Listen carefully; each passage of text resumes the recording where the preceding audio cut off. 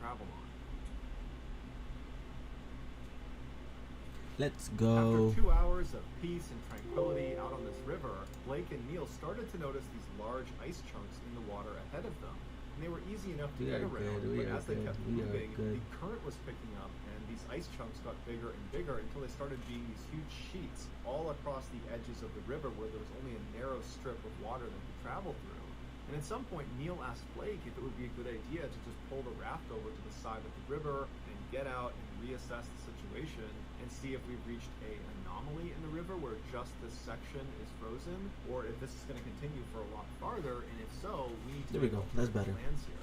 But Blake was not having it. He was stubborn. He wanted to keep going, and he was convinced he could maneuver the boat around the ice. And he said, let's just keep going a little bit farther. And so when they went a little bit farther, they reached a point where the current was so strong that they could no longer get out of the river. They had to ride it like a rapid until it stopped.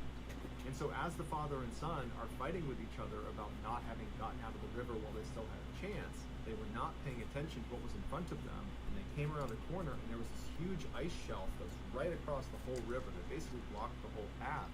And they turned at the last second and couldn't do anything either way, but the nose of the raft went directly under the ice shelf, and it flipped the raft onto its side, dumping Neil and Blake into frigid Alaskan waters underneath the ice shelf. And Blake would later say that he really believed that this was it. We're gonna go second, and I'm gonna put the little thing here. And so he assumed, I'm about to drown. But they managed to hit this air pocket inside of this ice shelf. The ice basically formed up at a bow, and they both happened to pop up into it, and they gripped onto the ice. And they're looking at each other, and they have no idea how long this ice shelf continues. But the current is pulling them, and they know it's just a matter of time before they get sucked under and go back under the ice. And so they look at each other, and they don't really know what to say, but it's kind of obvious that they think they're about to drown. And then at some point, Neil gets sucked under and swept away, and then Blake follows shortly after. And unfortunately, they only tumbled along for about 10 or 15 more feet before they popped up again. But much like the boat that could not paddle out of the river because of how strong the current was, Blake and Neil could not get out of the river in time before they hit yet another ice shelf. And the next ice shelf was much longer than the first. And so they knew it was going to happen. They grabbed onto the ice shelf, and they're holding on. They're trying to pull themselves back out, but the current's too strong. And at some point, they each had to take a big breath and then let go and got pulled directly under the ice.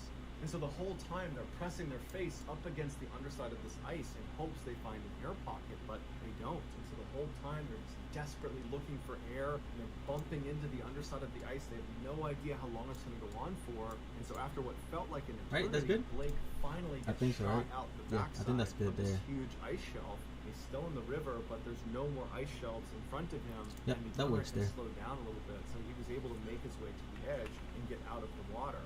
And he turned to face the water, and his dad was nowhere to be found. And so Blake turns, and he doesn't see his father coming out of the ice. He doesn't know if he's still under, if he came out again. There we go. And so he turns. What's up, Brad? Downstream. How you doing, my brother? Come out already. And sure enough, he found his dad clutching a rock in the middle of this river farther up. His head was badly bleeding, but he was alive. And so Blake grabbed a stick and was able to bring his father back into shore. Even though they had survived being pulled under the ice, they now had no equipment, no gear, no food, no water, no anything because it was pulled under the water. And they were soaking wet and becoming hypothermic. And they're in the middle of nowhere with no one nearby to help them. And no one's expecting them for a week. And no planes are going to be in the area for 2 weeks. Just warming up for a tournament. You know, haven't started yet, but it starts in about 8 minutes, I think. Grizzly bears and wolves. Blake finally walked away from their campsite, which was up on the mountain, and he went down. Not even. I think it's in like 12 minutes. Never mind. Yeah, I think it's in like 12 minutes that it starts. It was just totally random, and they saw Blake. They came back. They picked them up from both ends, which is fine. They did say that even though the trip was a complete disaster and nearly killed both of them, it did reconnect them. In a way everything you need, bro. Like what the heck, bro? You didn't even need that, bro. Never go rafting. All he has to do is switch Pesherank, then if he had a card, which I don't know if he does, but you know, poison. Listening to the MrBallen podcast. Poison if you me enjoyed today's stories, what they're using. I'm gonna be using Reggie Drago for the tournament. Be sure to check out all of our studio's podcasts. I feel like that's the best deck to go with for this tournament. Bedtime stories, wartime stories, and Run For. Just search for Ballen yeah, Studios I feel like on that's the any best podcast deck to go with platform, for and this you'll find all tournament. of them. So If you want to watch hundreds more strange, dark, and mysterious stories, just head over to our YouTube channel, which is just called MrBallen. So So yeah, that's going to do it. I really appreciate your support. Until next time, see ya. Reggie Drago.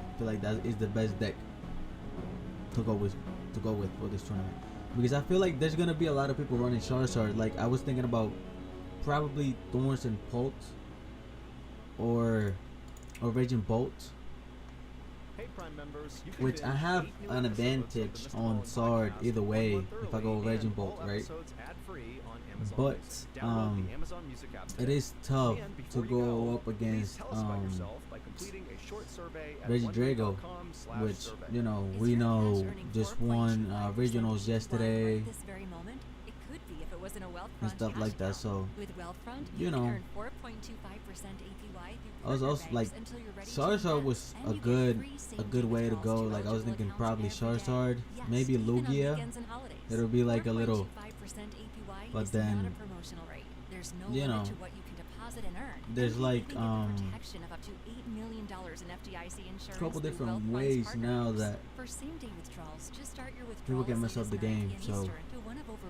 550 eligible banks and credit unions I to think get it the same day. Drago And is it takes the best just choice. minutes to Miraidon, transfer I was your thinking cash to Miraidon any as well. Wealthfront's award-winning investing accounts when you're ready. Sign up is But, easy. Go to wealthfront.com to get started you know, earning interest and building your wealth today. Cash account offered it's by Wealthfront tough. Brokerage, It's member tough. FINRA SIPC. Wealthfront Brokerage isn't a bank. Funds are conveyed to partner banks who accept and maintain deposits and provide the interest So rate I and FDIC think insurance. Rate is subject to change. Investment management accounts which are not FDIC insured are provided by Wealthfront I Advisors. think we're gonna go LLC. Reggie Drago. Registered investment advisor.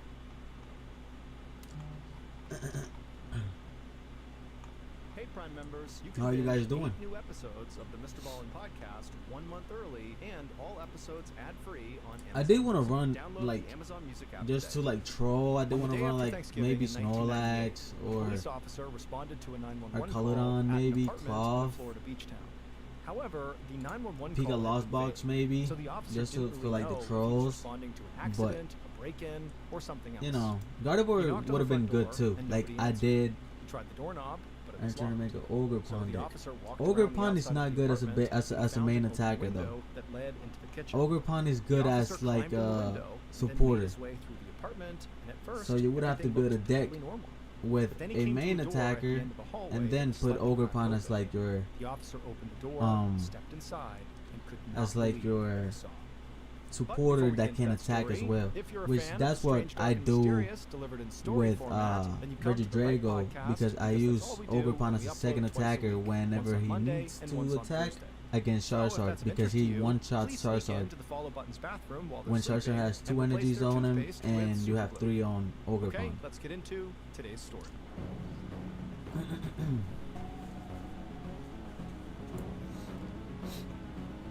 One way you could run it, one way you could do it is, let's say, Ogre Pond. Ogre Pond wouldn't be like a main Pokemon, but it would be helpful. Which, like when this card first Show came is out, brought to you by is how Progressive. people like used to Fiscally use it just to like responsible, financial use it. geniuses, monetary Where is it? magicians. These are things people say about drivers who switch their car insurance to Progressive and save hundreds. Visit progressive.com to see if you can save. Progressive Where's Casualty that Insurance card, Company and dude? affiliates. Potential savings will vary, not available in all states or situations. I know it's up. I don't know Audible's best why I of want to do it 2024 down, because I know picks it's are up here. Discover the year's top audiobooks, podcasts, and Oh, right here. originals in all your favorite genres. With this card, you could Memoirs, like sci-fi, kind of mysteries and thrillers, use it, Audible's curated list but then of you're every in danger of category like, is the best way to you hear know, 2024's fire best in decks, audio which entertainment.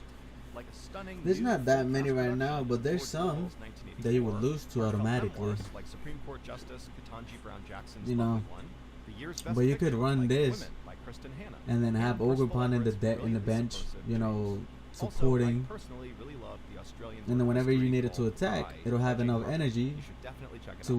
move up to the There's more to the base imagine than to the Go active to and attack audible.com/Ballen whenever this one to gets discarded. discover all the year's best And then waiting for you. this one, you don't even need like what do you call it? You don't need leaf energy. You can just use Neo, which you know On the provides evening 2 November of 27, 1998, any energy to a stage 2 Pokemon, which that is a stage 2 Pokemon, you know. So you gonna do that. Near the open kitchen window to help it cool.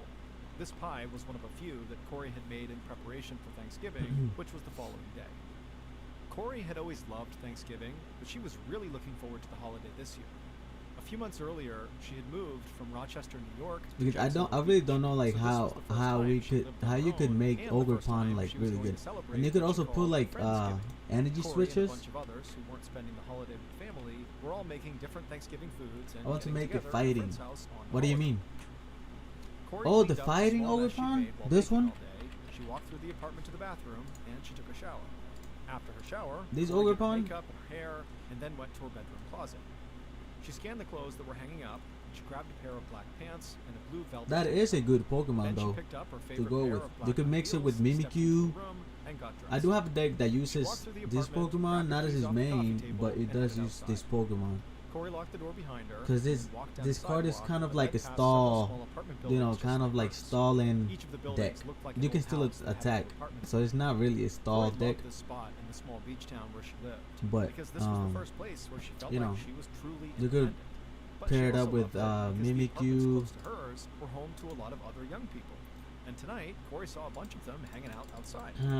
She saw people drinking beer and smoking in front of their apartments. Her I know. teenage I don't play. I don't play neighbor, stall that Hikers, much. was listening to I music don't. on a I second-floor rarely do. balcony, and others were walking to their cars. I to mean go out for the Drago night. and stuff like that. Corey Yeah. could also Yuck. see people who had spent the day drinking at the nearby beach, But I do laughing and have a stumbling deck down the like that street though. that ran in Hold on. front of the Where is it? apartment buildings. The noise and near constant activity Right, around the Militech right apartments here. drove some people crazy, but Corey liked it when there were a lot of people around. She thought it was fun, but it also made her feel safe to know that she was not out there. Yeah, alone. that's the only reason why I use this deck for fun. Like whenever I'm bored and I want to like you know kind of watching them through mess the up windows. people's days None of the and women whatever, had not gotten a really good look at him, you know, but they and thought he whatnot. looked like a middle-aged man, and that there was a good chance he lived in one of the apartments. That's the deck I played, Tonight, there but were I only plenty played people one of them. so Corey didn't I got worry this about deck. some I forgot where I strange got man it from. around the apartments I don't trying to remember if spy on someone young gave women. it to me, Corey stepped off the sidewalk and I just crossed a made it, small and I patch of enjoyed grass it to where a actually. car was It's parked pretty on the good. street. She got in, But started you the don't car, main cranked Ogre up her Pond. stereo, and sped off down the street. Which I She mean, drove for a few it's just blocks, the fact pulled that, onto a road that ran alongside the bro, beach, 140 lined with bars damage, and and then you don't This was do the town's main it. drag, It's and affected by already weakness or packed with cars resistance. and people. So you Jacksonville know Beach you was do a resort 140 town that hosted either a way, lot of and then tourists you if who you came to attack a spend time on fighting the and then beach a and double to enjoy turbo, themselves at all these touristy dude, bro, bars and you have restaurants no. down It's by the water. 120, so you gotta Corey attack. worked as a waitress at one of those kinds of Jesus, 3 restaurants, and times. she enjoyed it. It was exciting getting to meet and talk to people from all over the place. To knock a But when Charizard? Corey and her friends went out, they I preferred to mean, go to well, places he where won't the be able locals to hung. knock you, So but Corey you pulled gotta off go the 3 main drag turns, onto the side street. attack, A couple of minutes later, she saw You the know, big which kind of lit up sucks. sign for her favorite bar and lounge called the Ritz. Corey pulled You into the Ritz could, parking I lot, mean, you checked could her makeup add, in the rearview mirror, then got out of her what do car. you call it? As she Where walked is across it? the parking lot, she could already hear the live music blaring inside. Right here, you could add this Corey to it. showed her ID to the bouncer at the right? door, and then she stepped inside the club. And as soon as she did, it was almost like the whole place And then you'll be started doing moving in what? slow motion or something. Because when Corey walked inside, almost 170 everybody if you add a started double looking at her. turbo Corey to was attack 5 quicker. foot 11 inches tall, and in her heels, she stood well over 6 feet tall. She was beautiful with long brown hair, and a lot of people who met her, especially when she was dressed up for a night out, just assumed she was a model or an actress.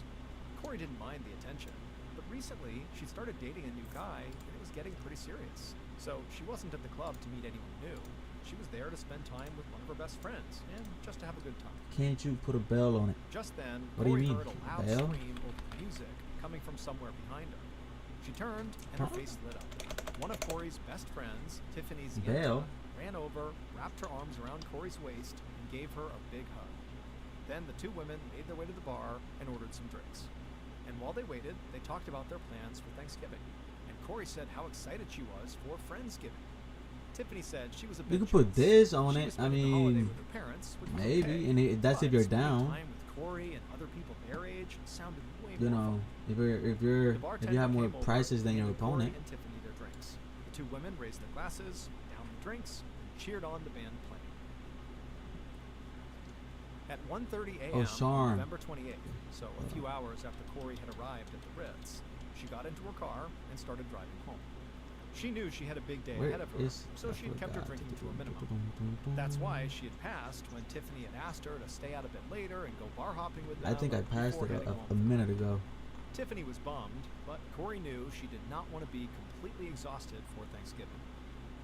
Corey drove down the street in front of her building, parked her car, and stepped outside. She walked down the sidewalk to her apartment. I mean, but the and as she charm only did, gives she it, felt it herself gives it tense. health. It It doesn't was a make lot it quieter than it hit had been when harder. she left, and nobody else seemed to be Bravery around. charm. I mean, Corey yeah, but approached you her get apartment, like and 50 she saw a health. few people You're trying to on the attack balconies better. and You the know, buildings do next to more hers damage. behind hers, Not. and this made her relax a bit. She unlocked her front door, went inside, and locked the door behind her. You know. Then she dropped her keys on the coffee table Hold on. and went to her bedroom. Hold on. Let me She see. slipped off her Limitless. heels, tossed I her gotta shoes check. and Hold her on. purse onto the floor, and then she got undressed, climbed into bed, and fell asleep quickly. But just a little later, Corey woke up, startled. It was dark and she was disoriented. It is but she thought she heard 6:05 someone breathing. already, so I have to check. Oh, I have to check in. Let's go. We're ready to play. Who are we playing At against? 11 a.m. We on are playing November against 29th, Goldengo. So the day after Thanksgiving. So A yeah. cook at a Jacksonville Beach restaurant prepped his station in the kitchen, getting ready for the lunchtime rush. The cook glanced at his watch and stopped what he was doing. He walked out of the kitchen and scanned the restaurant floor. He got worried when he didn't see Corey. Yeah, The we're cook gonna and go against Corey not Goldengo. only worked together, but they were also friends, and so they would let each other know if they were going to miss a shift. So the cook quickly mapped some of the Goldengo, waiters two and other bosses, kitchen one staff to see if any Irida. of them had seen or Okay, heard so he from has two Corey bosses, this one morning, Thornton. but none of Okay. them had. And one of the waitresses said she was really Yikes. concerned because I she had had some called bad Corey the warm-up day games before when she had heard in the from a beginning. mutual friend He's gonna that make me Corey go had not first, I shown up believe, for and I'm chilling Thanksgiving. going first. I'm The okay restaurant with going manager first. came over and he said he was worried too. He tried calling Corey a couple of times this morning and hadn't heard Oh, back. no. And it was not like her to just blow off a shift without calling in. The manager asked the cook if he knew I where did Corey have some lived. bad, The cook said he did. some so the horrible manager asked him games to go by start Corey's off. place to check on her and make sure she was The- okay. The cook took off his apron and then walked out to his car and sped out of the parking lot. A few minutes later, start he off, arrived at Corey's I apartment. just went to my phone with Went up to the Overbond. front door and knocked. Yeah. Nobody answered. He knocked again, but it didn't sound like anybody was inside the apartment. And so the cook walked around the apartment to the back. You could and he use found Crispin Corey's though bedroom window. to put regular Looked energy on it. inside, I could mean, see part of that Corey's is a room way through a to small like, opening in the you know, stack it blinds. up with energy He thought quicker. he saw Or Corey, Crispin, or at least her legs, lying in her bed. or He knocked on you the know, glass you could and waited, put but he didn't see any movement inside. you could put the So ogre he pressed pawn his in face and right up regular against the ogre window to pawn, get a better look. attach energy, and then Immediately, he felt his heart switch start to energy race. maybe. He turned away from the window and ran as fast Right. as he could back to his car and sped back to the restaurant. The cook ran inside, and the manager and the other staff members Okay, could so we're tell gonna go, something you know, was obviously wrong. But the because cook we didn't had even say a nothing there. word. We gotta make Instead, he this ran to the turn front counter, grabbed the something phone, into and something, dialed which 911. we don't.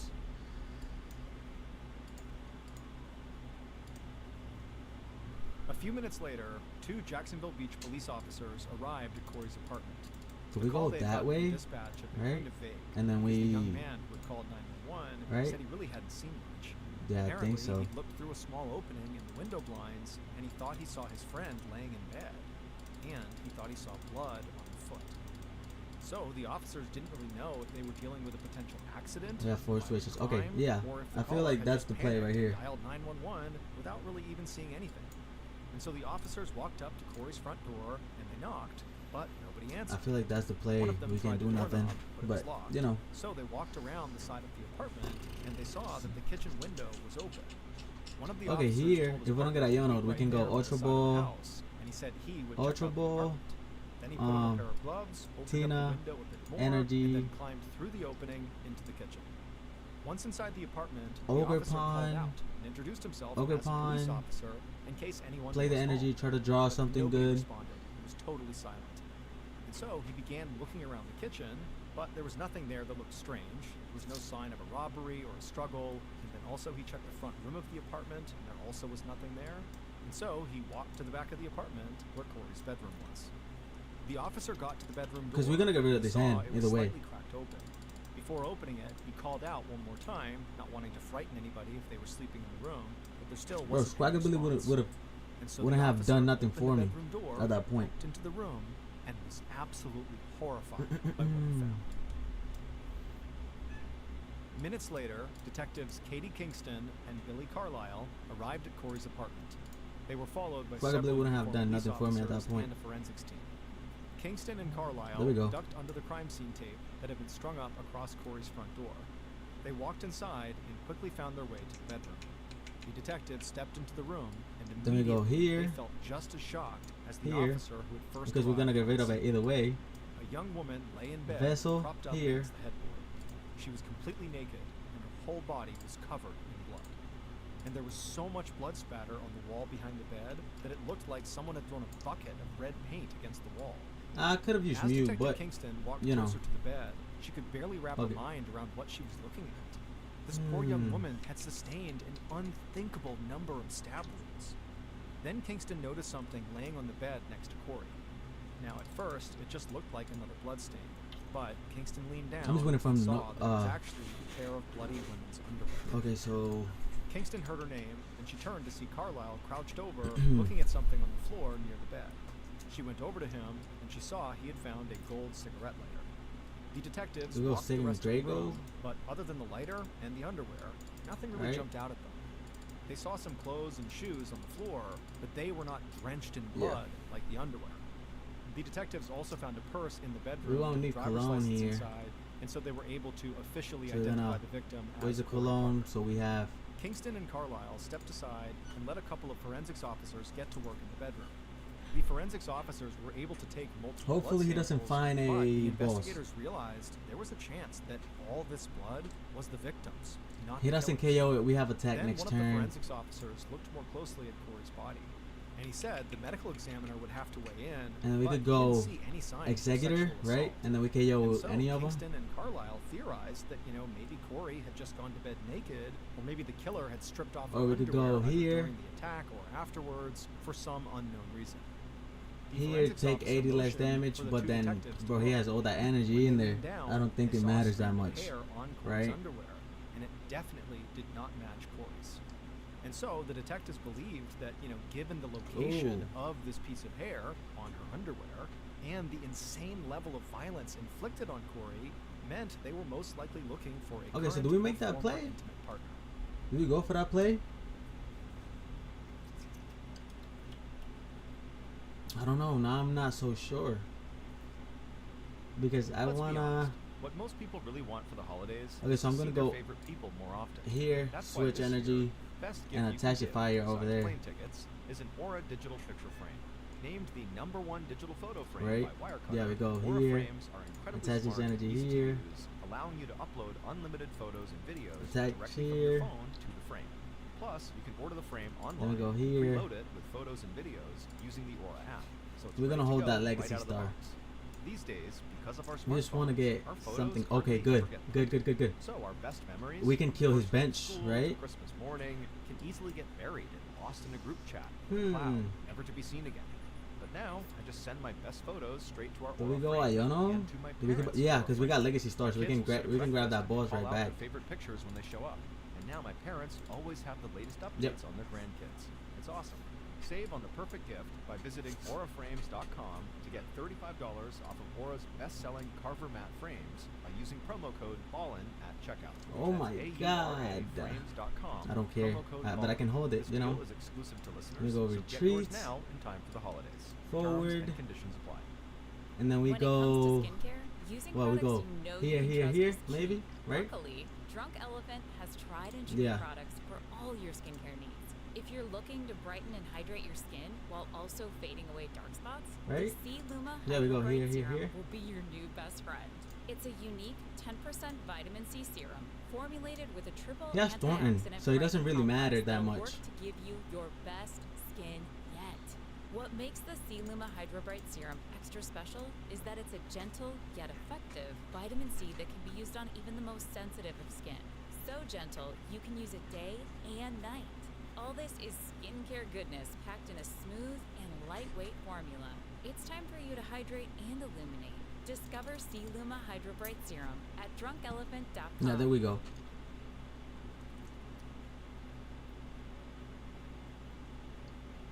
But then he wasted the it, afternoon, so we're the good right investigative team there. searched the He doesn't have a apartment way to and get Thornton surrounding back, right? area, and the detectives caught something that the first officers on the scene had missed. There were Nah, I don't think he has a way to get Thornton back, so he used Thornton now. You know, the officers that arrived first we could had boss told Kingston Thornton, and Carlisle that the kitchen window right? had Yeah, been we could open boss when they Thornton got up. there. That's how they got inside. I mean, not Thornton. And so the detectives imagined that this is where the killer must have entered and exited. We don't let him attack, and so they hoped anyway, that the blood on the counter and the we put him at 2 windowsill prices. belonged to the He killer. used dusk. The forensics He's team gonna be took blood samples from both of those spots and messed prepped up them at to that be sent point, to the right? lab, along with the blood samples from the bedroom and the strand of hair they'd found on the underwear. Right? In 1998, DNA testing I was feel like starting to evolve, if but we the process go, was still slow, and it was not always as effective as it is today. So Kingston and Carlisle knew they could be waiting. we only use 2 switches, right? Yeah, 2 switches. So we still have 2 switches in here, which we could get if we go Legacy Star. If we do get Legacy Star, we're gonna go. That Okay. afternoon, the detectives canvassed the apartment buildings nearby, and Yep. several people We're gonna go Legacy who had been Star. on Okay. balconies or in front of their apartments thought they had seen Corey Yikes. leaving her apartment the night before Thanksgiving. Jesus. And none of them had seen or heard anything strange in that area over the past 2 days. One neighbor also said she had met Corey's We can bring that boyfriend, energy and back she though, provided right? enough information that an officer back at the station was able to quickly track him down. And it turned out the boyfriend was away visiting his family for Thanksgiving. And the officer was able Wait, to we find get 2 proof that he had switches. taken a flight days before Corey was killed. So detectives Wait, we get 2 Carlisle and switches. We Kingston can did not switch. consider the boyfriend a Prime prime catcher, right? suspect. Yeah. But Corey could have been seeing someone else, or she could have had Yikes. That was ex-lovers not who were the jealous about her new the relationship. play I wanted, So, after getting but confirmation about the boyfriend's alibi, Kingston and Carlisle got in their car and drove a few blocks away to the restaurant where Corey had worked, hoping one of her coworkers might have additional information And then we about go- Corey's personal life. They walked Yeah, in, and prime the whole place catcher. felt like something How do we heavy bring was up? hanging over it. The staff were going about their jobs, but it was obvious they were all waiting and then for we news go. on their friend, Corey. Kingston and Carlisle pulled the manager into the kitchen, and the manager What can we quickly use waved here, over the cook, right? who had called 911. Then the detectives told them that Corey had unfortunately been found dead inside of her apartment. The We cook win here, right? immediately Yeah, started we win crying, here. It's and game. The manager It's closed game. his eyes That's and game. tried to fight back tears. Kingston told them the police would need to talk to everybody at the That's game right restaurant there. with Corey, Because we but go for here, now, here, here. they That's wanted game. to know if there was somebody working there who might have had an intimate relationship with Yep. Corey. There we A go. boyfriend or even a casual Game fling. 1. The manager and the cook looked at each other like they were Totally thinking the same thing. The cook said Corey was not actively seeing anybody outplayed from him. the restaurant, but there was a dishwasher There we who go. worked there That's game. named Eric Ely, who wished he had a relationship with Corey. That was a good Detective Carlisle game. asked if Good it meant game, that good this guy game. Eric had a crush on Corey. Bro, we did Cook that. How said fast did we win to that the game, brother? detectives that Eric did not just have There a we go. crush on Corey. First game He was down. completely obsessed with him. Reggie Drago is the best back in the Following game. day, There's no Detectives doubt about Kingston it. and No doubt. Carlisle sat in an interview room waiting for the dishwasher, Eric Ely, to GG's. arrive. Eric had not been at the restaurant. said there was no the next cards day to when set. The detectives were there, You know. but they had spoken to several It other happens, staff bro. It members about happens. it, and almost all of the women they spoke to at the restaurant said the same thing. Eric was a total creep. Okay, and so we're gonna he go harassed here. Corey way more than he harassed anybody else. An officer led Eric into the interview room, and he took a seat across from the detectives. Eric was in his 20s. He had long, light brown hair, and as he How sat do down, I- he smiled at the detectives. Eric already knew that Corey had been killed, and so Kingston didn't waste any time with pleasantries. She wanted to press Eric right from the start. She leaned across the table and asked Eric point blank if it was true that he was obsessed with Corey. Eric smiled a bit wider and said maybe he was a little obsessed, but Kingston immediately went after him. She said police knew he was How do I more than change the just text? a little obsessed. They knew that he had asked Corey on multiple occasions to spend Not Thanksgiving sure. alone with him, and that even after she turned him down every Not sure how I time, changed the text. Eric had made a huge Thanksgiving feast and then planned to try to guilt her into coming to his apartment. Oh, right here. The I'm smile on done. Eric's face disappeared. He looked at I'm Kingston slow. and admitted that he was completely obsessed. I've never done it, guys. This is my first But time. he said he just wanted to spend time There we with go. her. He would never That was a hurt good her. game. But then Eric said We something have that took the detectives 22 by minutes complete left, surprise. so we can play a He match. asked them how Corey was killed. Without missing a beat, Carlisle asked Eric how Right. he thought Corey might have We can play another match. and Eric immediately got what this decks would look you on guys his want me to face, play? like he was having a daydream or something. And then he said he thought the killer probably attacked Corey while she was tired or sleeping and stabbed her. The detectives both looked stunned. Eric had just described, at least in a general way, how Corey had actually been murdered. So Kingston said it sounded like Eric knew a lot about the murder.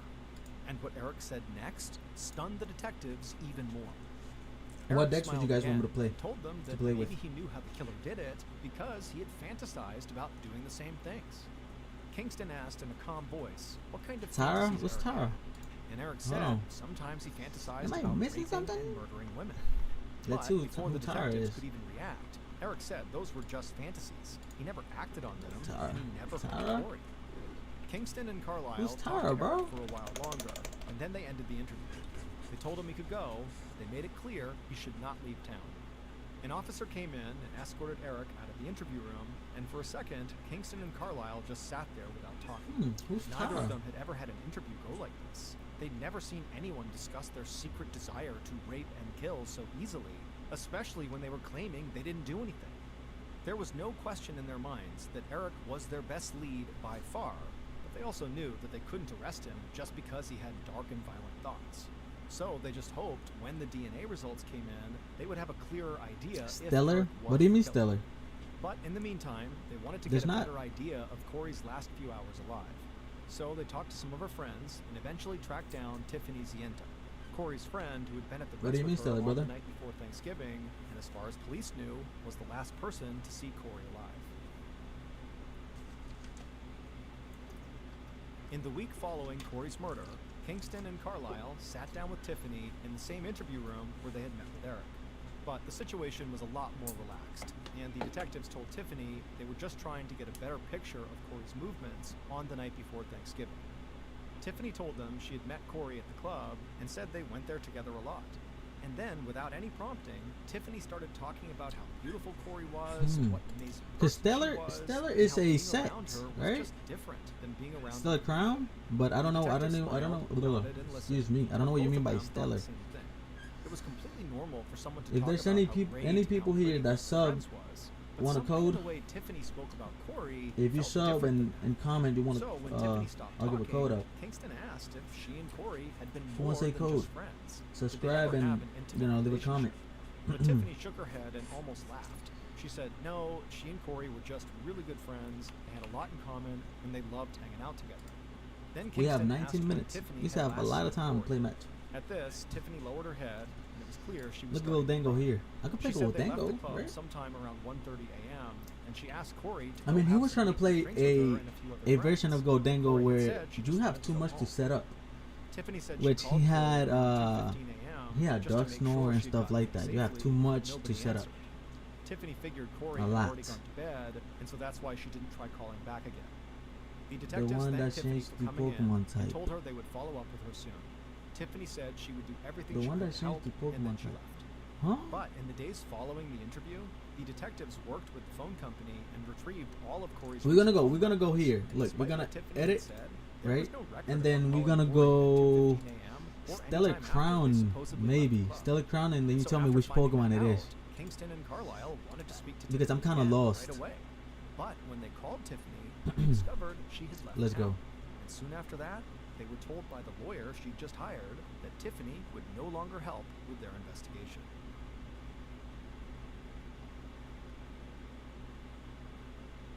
The one that changed the Pokemon type. The only one I know changed Pokemon types was Detectives Kingston like and Carlisle recent. spent the next What's few up, my weeks boy? pursuing any lead that might provide Yo, more Draw, did you join information the on tournament? obsessed dishwasher Eric or on Corey's friend Tiffany. And they had conversations Do you have with on the a lot tournament? of different people that made both of their suspects seem totally viable. But the detectives still did not have any concrete evidence linking either suspect to the crime scene or to Corey's murder.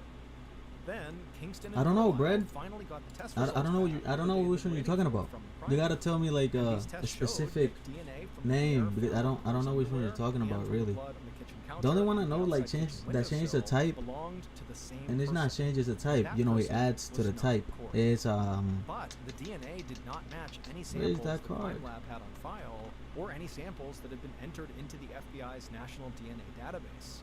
So this meant the police had proof that another person had been in Corey's apartment on It's the night she was somewhere. killed. I don't know but where they had exactly. no Right here. idea who that This person one? was.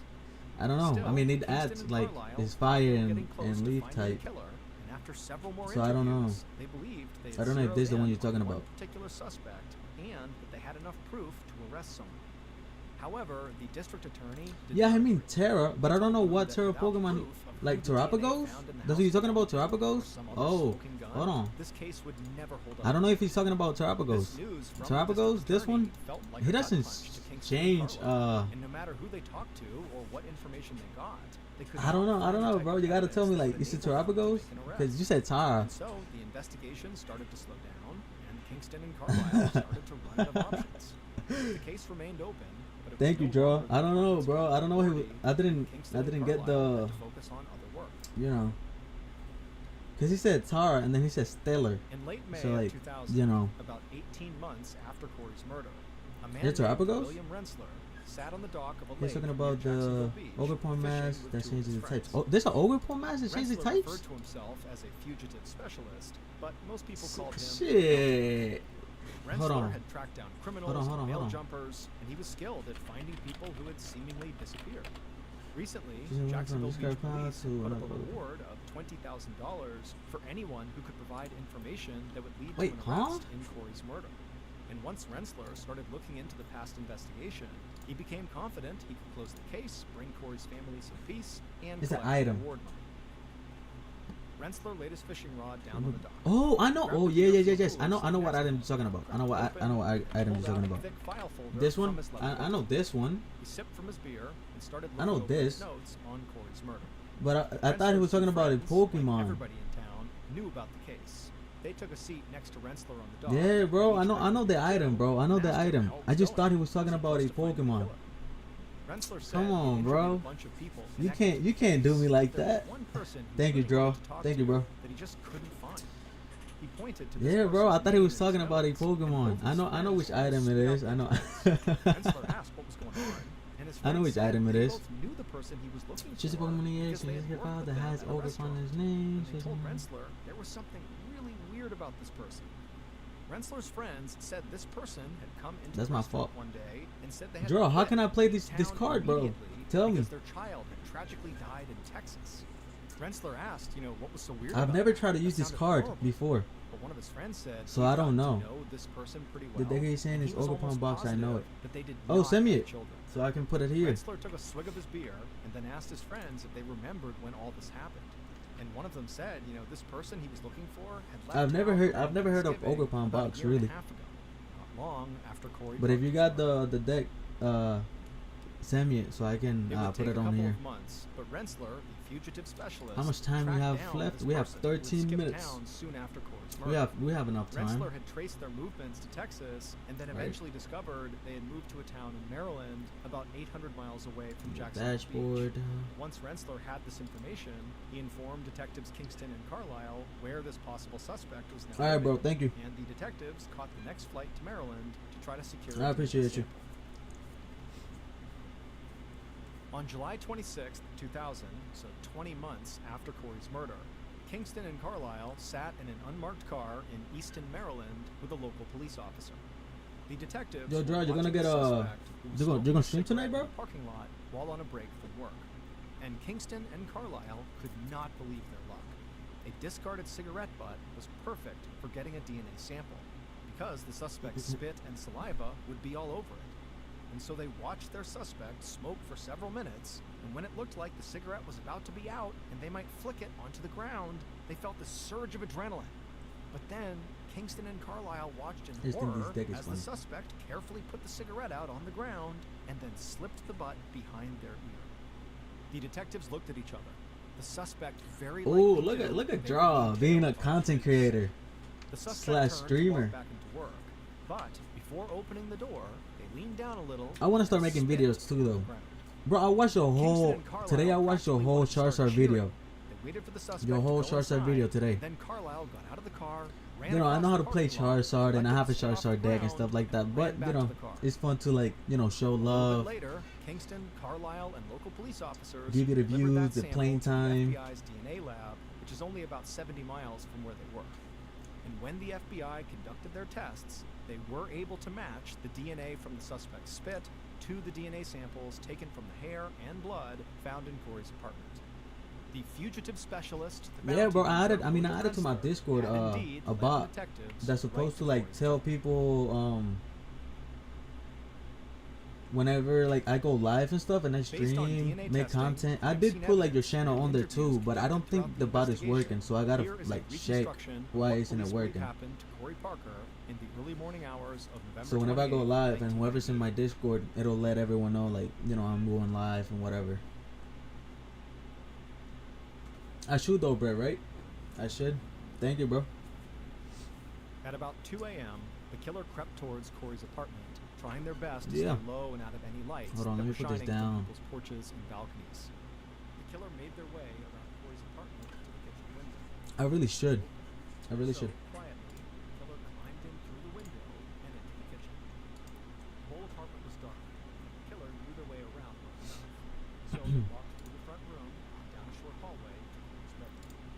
They reached the But what kind of content should I make though, Brad? Like, should I make like playing with meta decks, or should I make everything like meta decks, meme decks, broke decks? You know, because I don't know like what content I should be making about Pokemon TCG Live.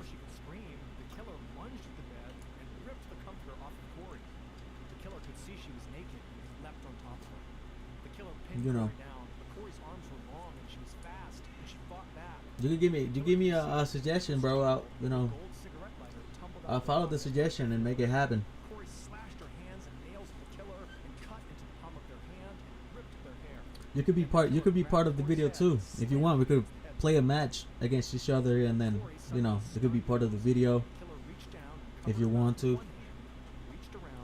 Yeah, I've been thinking about it, and then I see Draw making content, and then you know.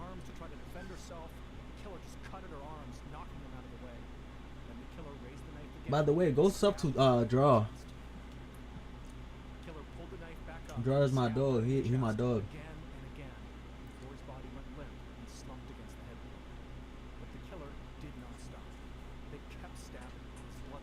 Oh, Kevin, you can add me. I'm not gonna be able to play right now. I'm not gonna be able to play right now, but you could add me.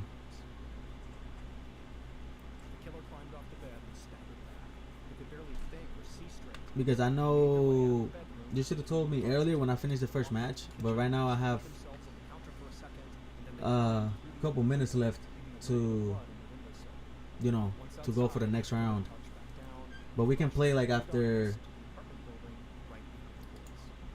in some time, you know, in a video for content. We could play there too, for a video to make content as well. Let's put it to the last stick on this one. Alright, bet, bro. Let's see. Thank you, bro. I appreciate you. Copy. You're out the GOAT, bro. Alright, let's see what that deck looks like. Hold on. Let me add him back. There we go.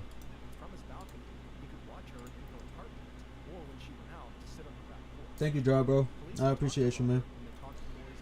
Let's go.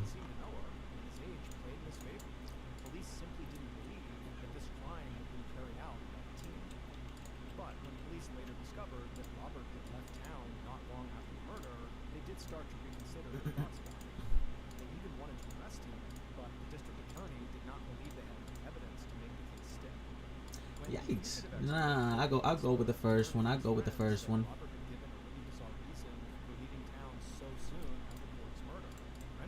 I don't have one.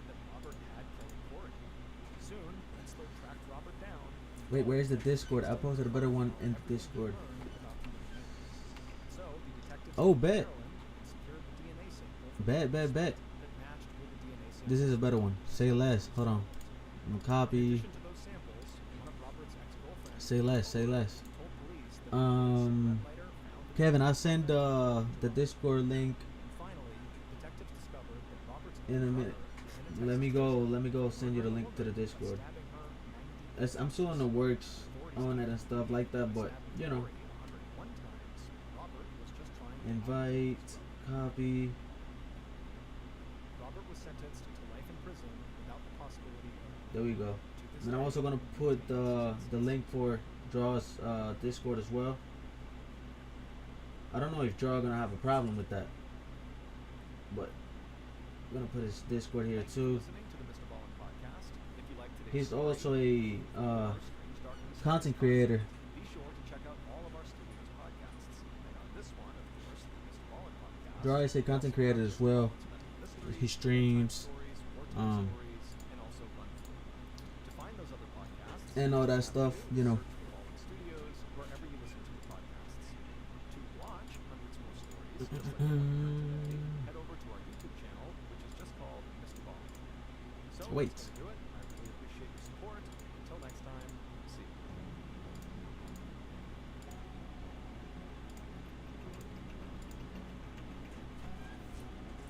There we go. Yeah, you can explain better in the comments, my brother.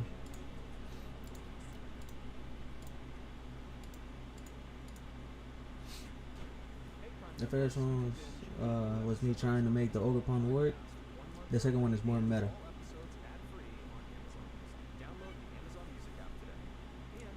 Pero dile, manito.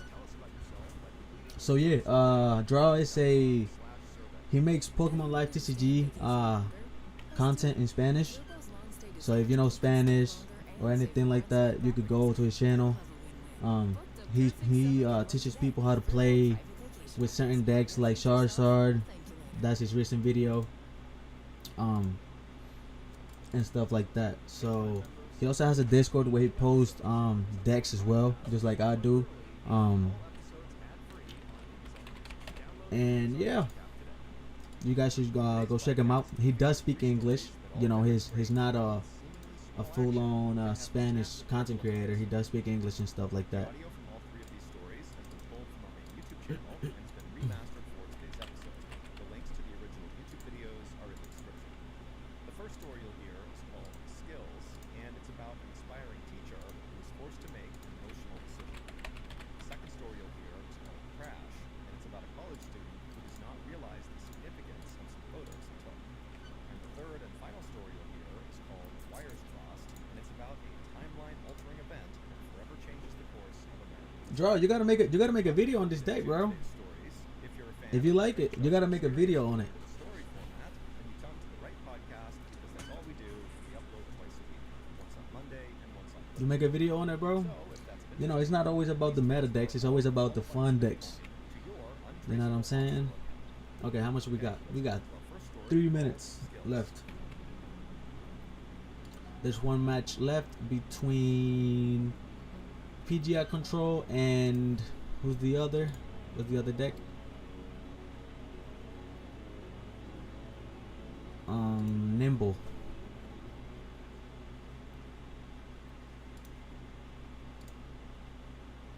There are some things in life that are okay. There's some weird some weird decks here.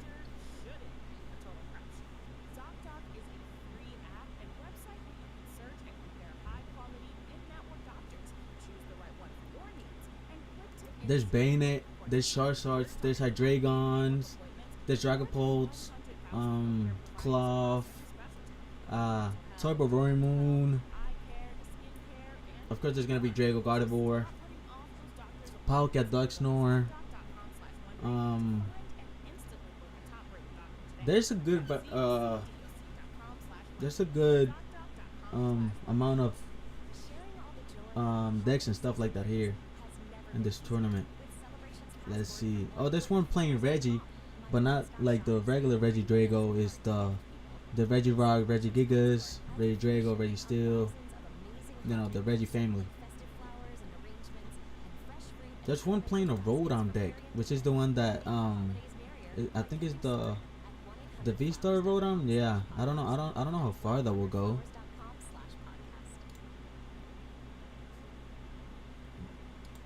They did lose their first game, didn't they? Yeah, they did. There's Conqueror as well. Yeah, there's Miraidon as well. Lost Box. Yeah, there's a good amount of variety on decks right here. After 1 year of being in school, he decided to drop out because he I've seen a lot of Reggie family with the Pikachu. Yeah, I saw that at the regionals yesterday. There was a dude. He was I think he was 3-0, 4-0 when he went up against Reggie Drago. I think it was. And I forgot. I don't remember who won exactly, but yeah, they're playing Reggie's Pika EX a lot. Yeah, I mean, and he seems like a good deck. He seems like a deck that's playable, because the dude made it to day 2 with that deck. So you know, it's not like it's a bad deck. It's usable, and it does good damage too. If you know how to play with it, you can almost KO anything right now, because almost everything plays V maxes and stuff like that. So he lost. Oh, he lost that match. Okay. Yeah, I saw him. I think, yeah, he was 2-1. Okay.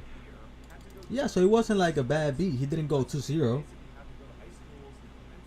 Yeah, he went 2-1. That's pretty good. I mean, for a deck that's not meta, bro, against a meta deck, that's pretty good to me. That seems like a pretty good run for me.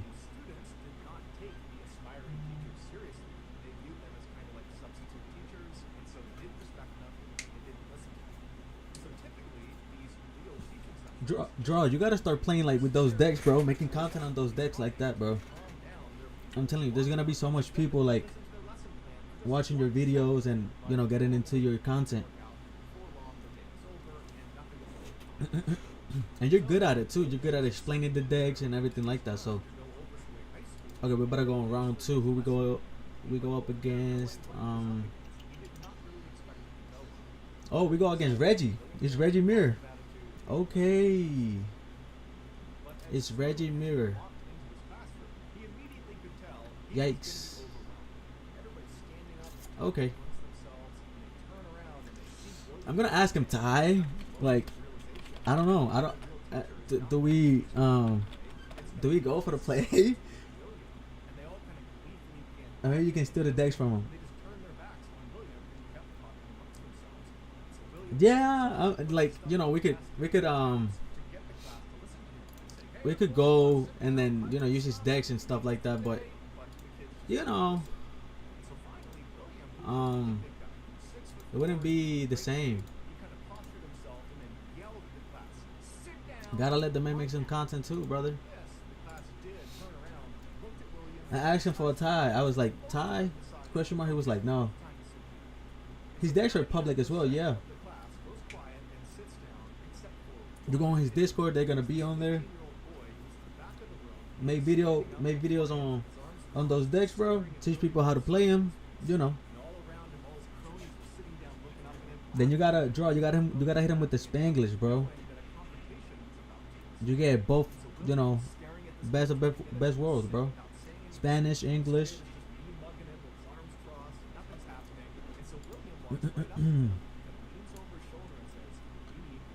But it's fun. Do your own deck building. It is fun to do your own deck building. It is fun. Do we go? Yeah, we want to go first. We want to go first. I might have fucked up, but we do want to go first here.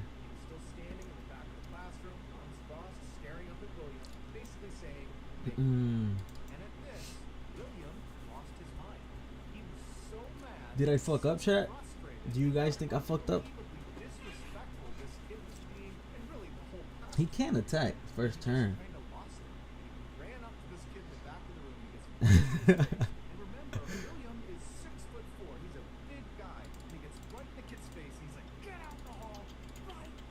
What do we do here? Do we go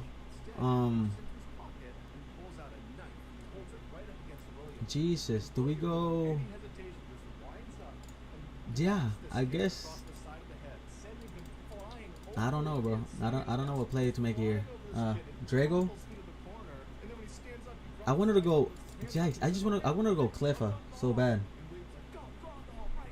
Right? Cleffa or Drago? Drago. Okay. I could have put Cleffa up, and, you know, done something, but what do we do here?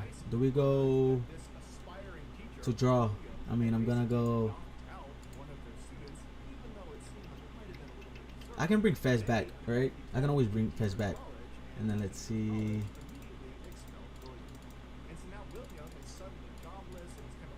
Okay, so we have what we need to win. Yeah, we have what we need to win. Not gonna lie. Alright. Yeah, what I'm gonna do is attach grass on him and then just switch right now.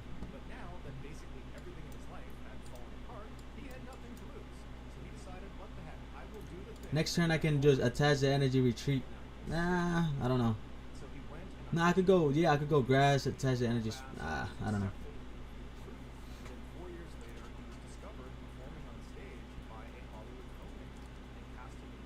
I did want to discard the fire, but then at the same time, it's like, you know, I can bring Fez back later on, like whenever I need him.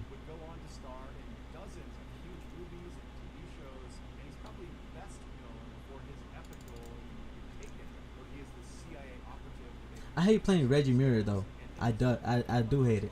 It's not my, and he hit it perfect too, perfect, on the dot.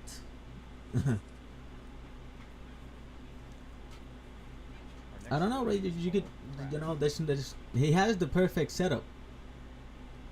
He has the perfect setup right now. Perfect.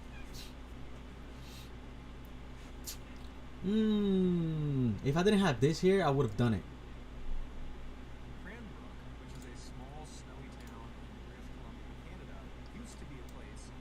We go here, Pokestop.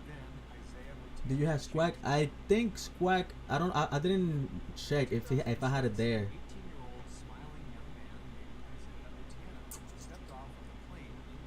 We're gonna go here, Pokestop, Iono. I didn't check if I had Squack. Jamming Tower. I don't need Jamming Tower, but I could have used Jamming Tower to get rid of. Okay, so we're gonna go. We're gonna go here. Get rid of the fire. We get rid of the fire? Not because then how am I gonna switch him? Alright. Okay, let's get rid of this.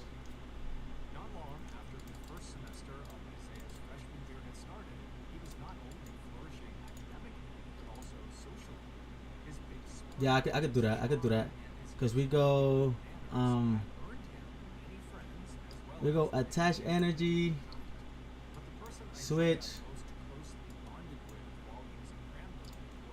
retreat, forward, here.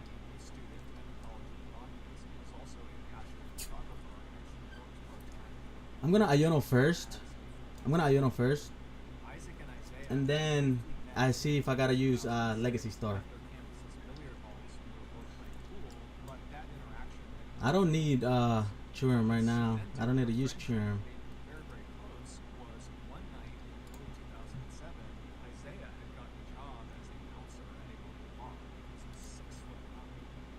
Okay, so what we're gonna do is boom, boom, boom. We bring this energy back with this, so we bring back Fest. I didn't have Squack. Fuck, shit.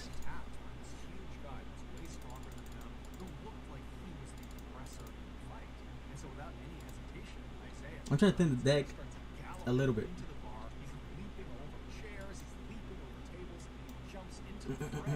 So we go here, here. Guys, I can hit him with the Gudra, right? Yeah. Yeah, I'll attack with Gudra. I'm not gonna use Legacy Star yet, bro. It's not, I don't know. But I attack with Gudra, and then we're good there. I use Legacy later. I feel like the longer I hold Legacy, the better. So. Okay, so here, if I discard, if I do get to discard, Dragapult, I could hit him. I could grab a boss, put forward 260 on him, right? Yeah. I could put not 60. I could put 40 10 10. Right, 40 10 10 or yeah, 40 10 10. If I get that play, that's the route I could go. I could go. That's if I get the discard.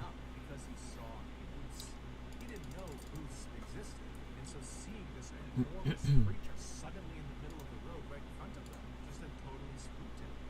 And so after this, Isaac loves to bring this story up as a way of kind of making fun of Isaiah for his fear of Moose, but it was totally in a loving way, and Isaiah would always laugh right along with it. But despite how well everything was going, both Isaiah and Isaac's lives at that point. Draw, what do you think I should do here, bro?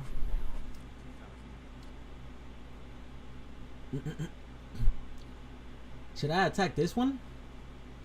Should I try to go for this one? On May 13th, 2008, so 2 years after Isaiah Right? I feel like I should try to go for this one.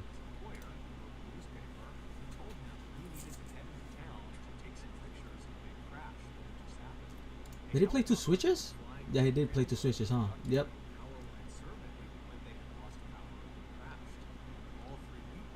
You need to draw. I do need a draw. Which I'm gonna go Legacy Star, research. If I don't get nothing really good, research and then play the research. Which is why I didn't mind throwing research here earlier, because if I don't get nothing good with the Legacy Star, I could play. Okay, so what do we do here? Do we go Pokestop Legacy Star, right? Pokestop Legacy Star, just in case I like. Yeah, we're gonna go that route. Because if I discard something I need, I can just bring it back. Okay, so I think Professor is probably the way we're gonna go. I think Professor.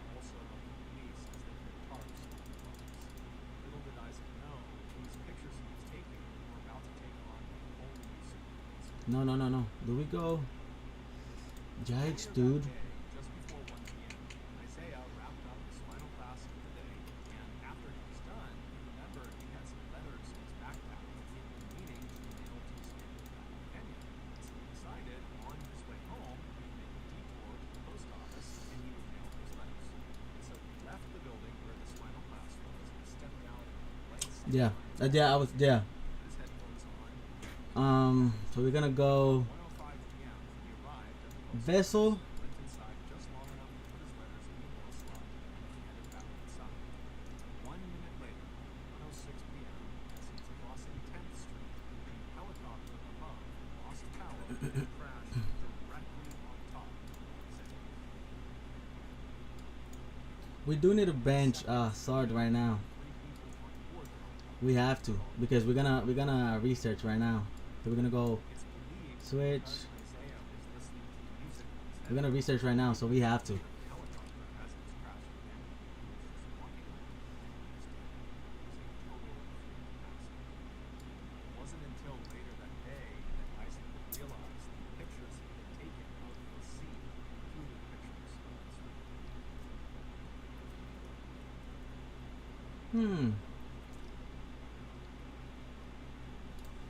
Still no. Wait, should I do Tourament? Should I do Tourament, right? Tourament? I feel like that's the play. Tourament. 1-1-1 maybe, right? Tourament? Yeah, I'm gonna go Tourament. I don't know. I'm gonna go Tourament. Right, Tourament 1-1-1.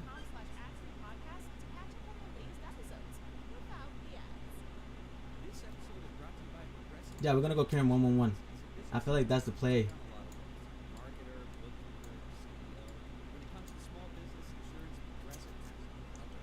I'm gonna go for that play.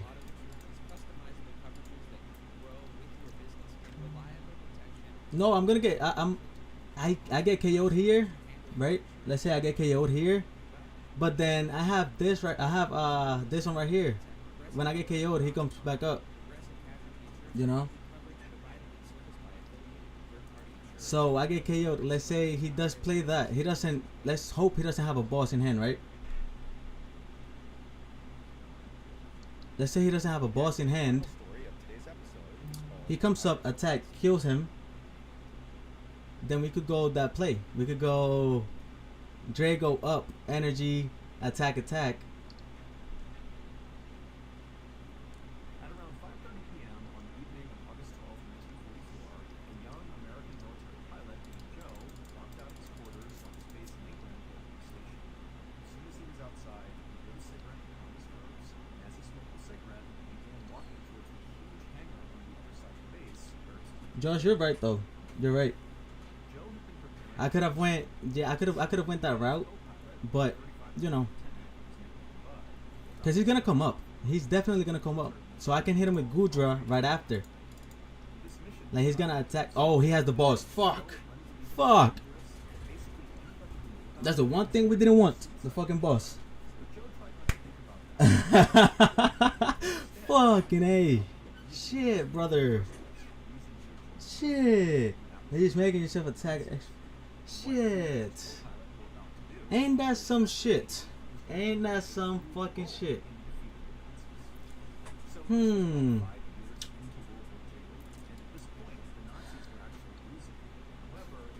Yikes, bro. Yikes, they always do. Facts. Okay, wait. So, we do need the fire energy back. God, dude. Holy fuck. Oh my god.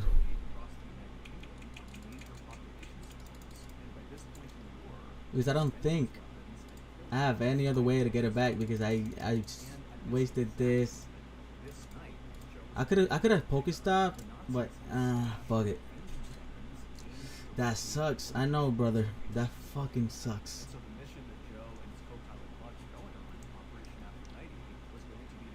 Wait. I can make a sword play right now if this works. We didn't get switch. If we would have gotten switch, let's try getting the switch. If we get switch, we could play sword right now. Couldn't we? I don't know. How many switches do I have? I have one switch left, right? Fuck, no switches. Oh my god. Yeah, Ogre on here, but oh my god. I thought I had switches. Left. Let's bring that energy back. Let's go here.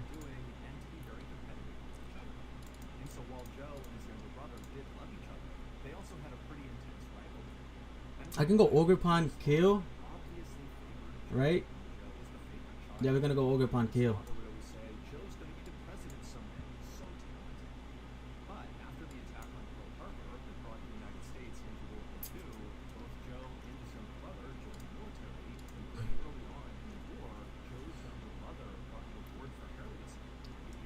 Oh shit, I'm not even. Okay, Ogre Pond. Okay, yeah.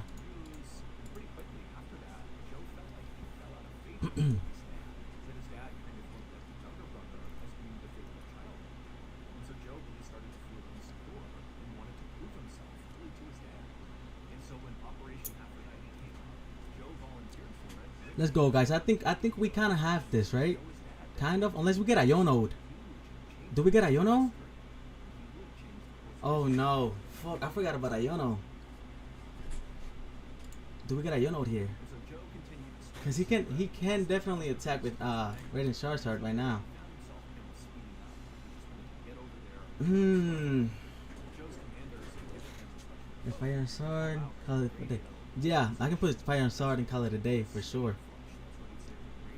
But I hope he doesn't have a Iono, because if he does have an Iono in hand, we kinda, you know, get fucked. And I think that's what he's looking for, the Iono. Right? Kind of. That's kind of the play he's going for.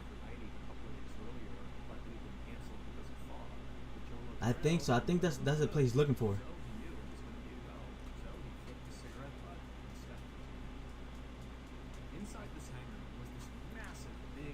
Bro, he has to have Iono unless his Iono is in here. Because how many Ionos does he run? He runs 2 Ionos. Do you think both of his Ionos are in here? That would be so unlucky. Well, lucky for us. Unlucky for him. Yes, that's game. That's game. Let's go. That's game. We got this, baby.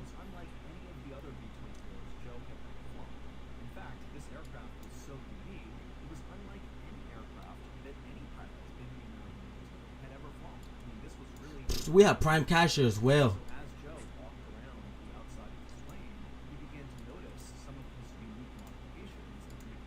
We have prime casher as well. There we go. That was unlucky. He had Iono. He had both of his Ionos in here. Yikes. There we go. GG's, guys. We got D-Dub. So we do want to go first. Playing against Reggie Drago Mirror. We do want to go first. Okay. That is the play. Going first.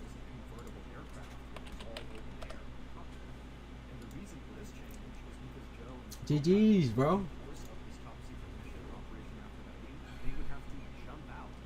We have 16 minutes left.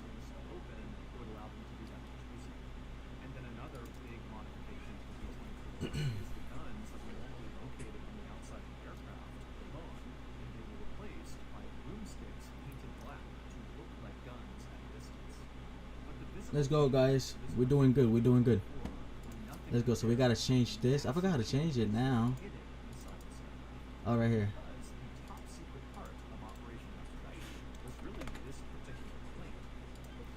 2-0. There you go.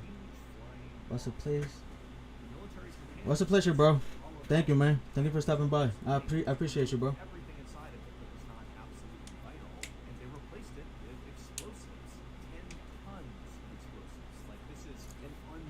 Alright, bro. Be safe, man. Thank you. Much love, man. A few minutes later, at around 5:55 p.m., Joe and his co-pilot Bud, who by this point had come into America, finished doing their exterior inspection of the aircraft. Then they climbed into the cockpit, with Joe taking a seat in the pilot seat and Bud sitting on co-pilot's. Alright, guys. So I'm gonna. Oh, hold on.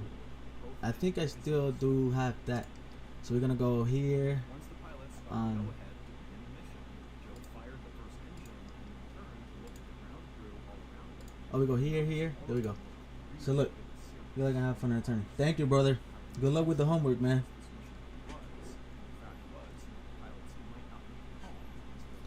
Alright, so let's see who's 2-0. Dragapult. Lost Box Charizard. Thorns. Thorns could mess us up a little bit. Thorns could, you know, kind of. You have Thrapagos, Cloth. By 5:59 p.m., Joe had all 4 propellers spinning in the aircraft, and so he released the brake and began taxiing to the runway. And as they bumped along, Joe and Bud became really aware of just how heavy this aircraft was, from all the explosives. Every bump, this plane Oh, they're not down and really creaking and making lots of noises, and this was sketchy. Finally, Joe went full speed ahead, and Joe went tearing down the runway, and at some point the plane did get lift and it took off into the air. And then just up ahead of him were 6 other planes that had just taken off. We're right here. Before, who were Hopefully we get a boost up, right? We get a little boost up. We go up a little bit. We keep on the good luck. They had about 15 minutes of just kind of casual flying before the Okay, so we're gonna go here, view. The vengeance weapons that Joe and Bud were going out to destroy. This was his what did he do wrong here? 120 miles south, just outside of this little town. Is it 2 Ionos? I think I run 3, don't I? But destroying these weapons would Right? not be as simple as just Joe and Bud flying over the top and releasing all their explosives and flying back home. Because the Nazis had Let's buried see. I think I do run 2. deep inside the Oh, he won against R2. He beat R2. bombs wouldn't touch this. R2 is someone that does really good in tournaments too. The way they were going to do it was Joe and Bud were going to fly their plane directly into the hills. The way they would do this Okay, how do we see? fly their plane as Okay, I do run 3 Ionos for that same exact reason. Iono comes in clutch. other pilots that were whenever he's needed. Would take remote control of the B-24 flying bomb, and once they had remote control, Joe and Bud would no longer need to do anything. They would jump out and There we go. I'll be right back, guys. I gotta get some water. remotely flying this now vacant. A little snack. I ain't eat nothing today. They would just set it on autopilot to crash. But yeah, we're gonna go here. At around 6:15 p.m., just as the English There we go. So I see the timer. Joe talked I'll be right back. to his control panel, and then after he did, he and Bud kind of held their breath for a second to see what would happen. And then a couple of seconds later, the plane kind of shuddered for a second and then leveled out. And then a call came over the radio from one of the pilots who were in the escort planes telling Joe and Bud that they had just successfully taken remote control of the B-24. So at this point, Joe and Bud are no longer flying the aircraft. They're just sitting inside of this flying bomb. Now, there were only two things left for Joe and Bud to do before they could bail out to safety.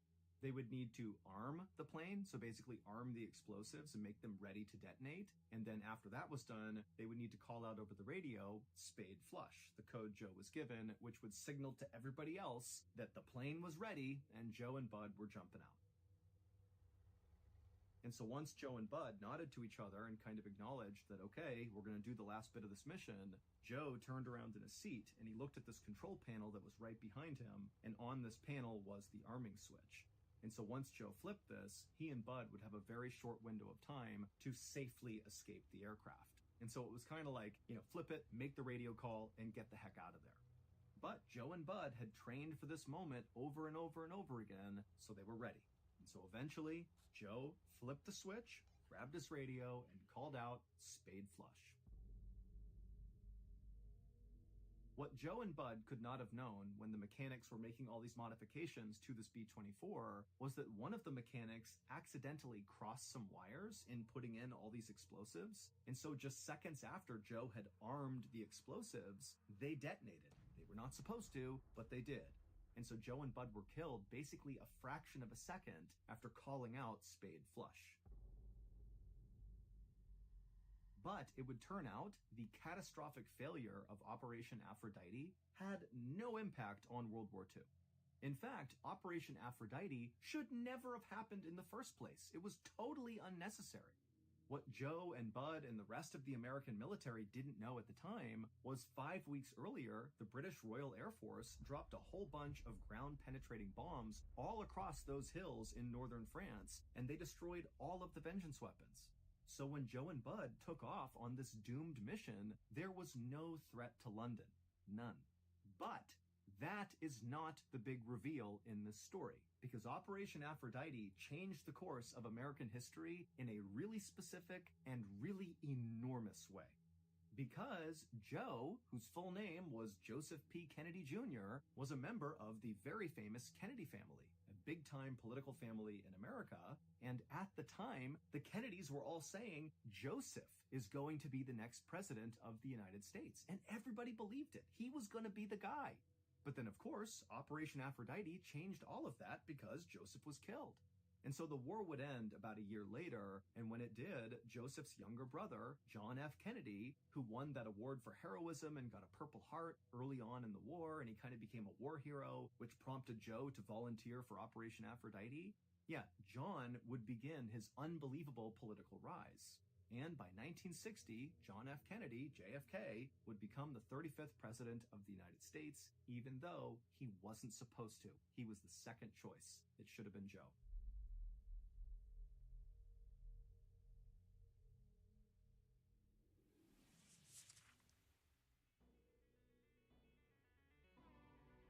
Thank you for listening to the MrBallen podcast. If you enjoyed today's stories and you're looking for more bone-chilling content, be sure to check out all of our studio's podcasts, not just this one, but also MrBallen's Medical Mysteries, Bedtime Stories, Wartime Stories, and Runful. Just search for Ballen Studios on any podcast platform, and you'll find all of them. If you want to watch hundreds more strange, dark, and mysterious stories, just head over to our YouTube channel, which is just called MrBallen. So that's going to do it. I really appreciate your support. Until next time, see ya.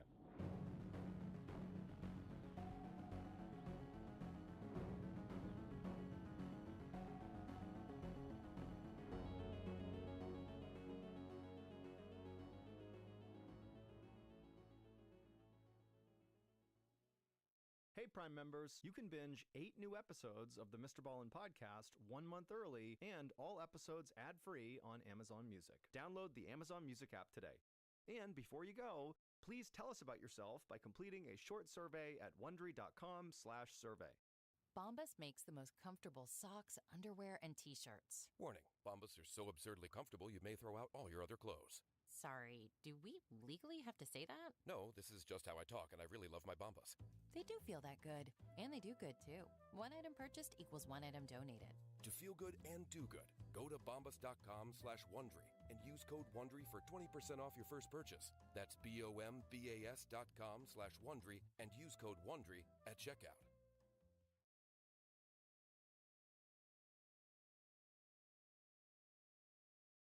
Hey, Prime members, you can binge 8 new episodes of the MrBallen podcast 1 month early and all episodes ad-free on Amazon Music. Download the Amazon Music app today. On a summer night in 1980, the audience in New York's world-famous Metropolitan Opera House rose to their feet and applauded at the end of an international ballet performance. The dancers and musicians rushed backstage and congratulated each other on a great show. But one of the musicians was missing. Her prized violin sat on a chair in the orchestra pit. She had left it there during intermission of the ballet, and she had never come back. NYPD detectives would soon descend on the Met, where they would find themselves chasing down stagehands, musicians, and one of the most famous Russian dancers in the world, desperately trying to discover what had happened to the violin player who had just disappeared while thousands of people were in the audience. But before we get into today's story, if you're a fan of the strange, dark, and mysterious delivered in story format, then you've come to the right podcast, because that's all we do, and we upload twice a week, once on Monday and once on Thursday. So if that's of interest to you, please sell the follow button a German Shepherd puppy, but actually just give them a baby hyena instead. Okay, let's get into... Sheesh, that time went by quick. Okay, we're playing Dreepy. Okay, we're playing Dragon Pope. Okay.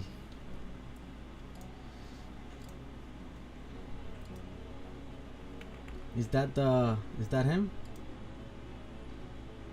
That is him. Let me ask him, because I am kind of busy. Hold on.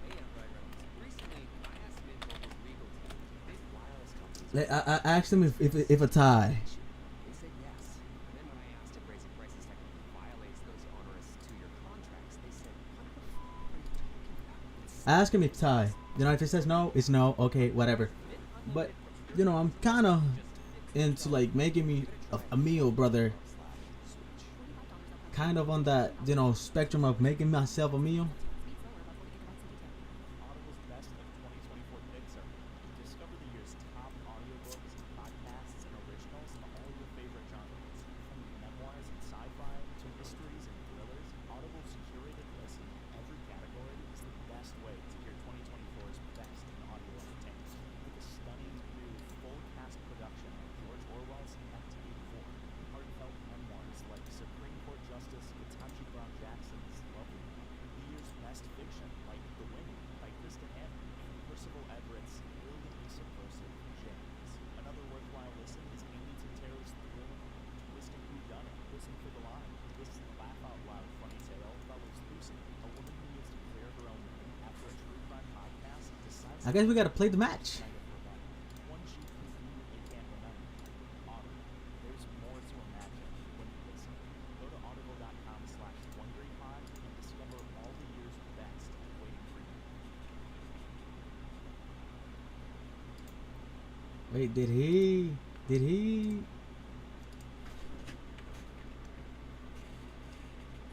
On July 23rd, 1980, 31-year-old Helen Haggis stood with her husband, Giannis, outside their apartment building on New York's Upper West Side.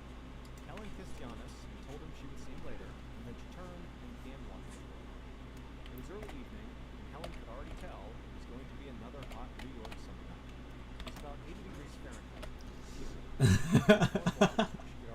Bro, I'm hungry, bro. I'm fucking starving. No, okay. She was dressed casually in a t-shirt and Okay. jeans, but Fuck, I'm starving, brother. Fucking starving. she was going to a formal I ain't eat nothing today, bro. I'm hungry. oblong case that held Hungry, most hungry, prized hungry. possessions of the whole world, the violin. Helen had grown up as a musical prodigy, becoming an award-winning pianist at the age of 4 and a skilled violin player at the age of 8.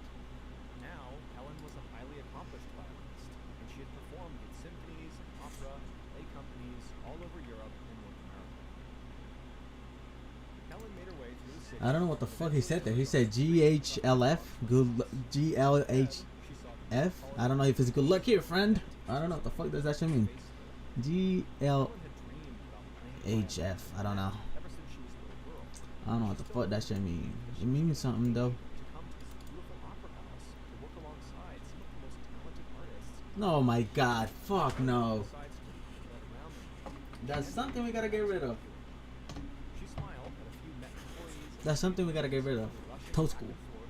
Toad school we gotta get rid of. Because we can get our energy back.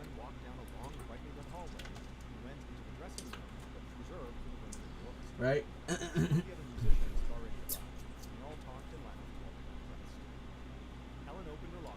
We got Drago.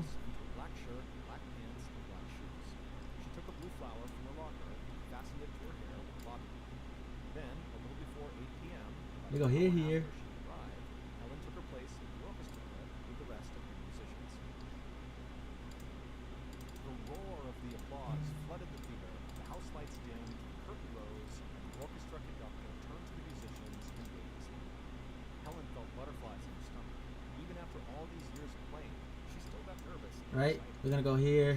I guess so. Placed her bow on the strings, waited for her cue, and started. We still don't have the game. About 40 minutes later, Helen heard the audience applauding once again. She had lost herself in the music like she always did, and so the first act of the ballet had sort of flown by in the room. The curtain closed and the lights came on. First, Helen placed her prized violin on her chair in the orchestra pit, headed backstage. She wasn't playing for the next section of the performance, and so she had an extended break. Helen walked right to the backstage elevator. If we get 2 switches, this game. If we get a switch, we just need a switch. The elevator doors opened, and Helen stepped inside and stood between. Do we go here? Helen told the ballerina she was going to see Hana, but she couldn't remember where his dressing Do we go Professor? The ballerina said she didn't know either. Hana was Right? Yeah, Professor. his own dressing room that was separate. No switch. No. No. Fuck. Fuck. Elevator doors closed. The young ballerina stepped No. No. and Helen rode up I will not accept that. No. No. Fucking shit, dude. Oh my God, man. almost 3 hours after Helen got off the elevator. Her husband, Giannis, I'm gonna discard the top 3. He said, "Oh my God, yes. That was so clutch. That was so clutch."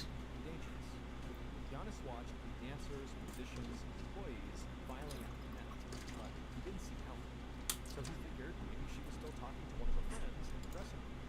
But when it got to be midnight, We do have Dragapult here. Giannis thought maybe she was You know, gonna ride home with someone else. it could be game if we don't get something like Hopped out of his van. messed up. Oh no, he's not gonna be game because he has it. He has trolley. So Giannis figured there just must Okay. be miscommunication between him and his wife, and he headed home. Okay. A few minutes later, It is a hard game right now. It's kind of hard to win it. Even if she did get a ride home with someone else.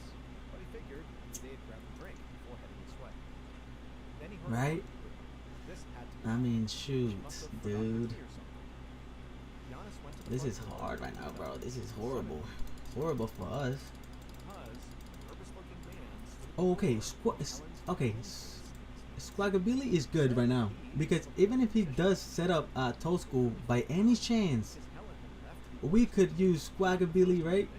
Yeah, we could use Squagabilly He said a group of to bring the energy back in Helen after the show. at some point. Giannis took Helen's fighting case and closed his eyes like he was fighting back tears. My God, if we get Churm in here, we get a Churm attack and we go here. Not even at the net.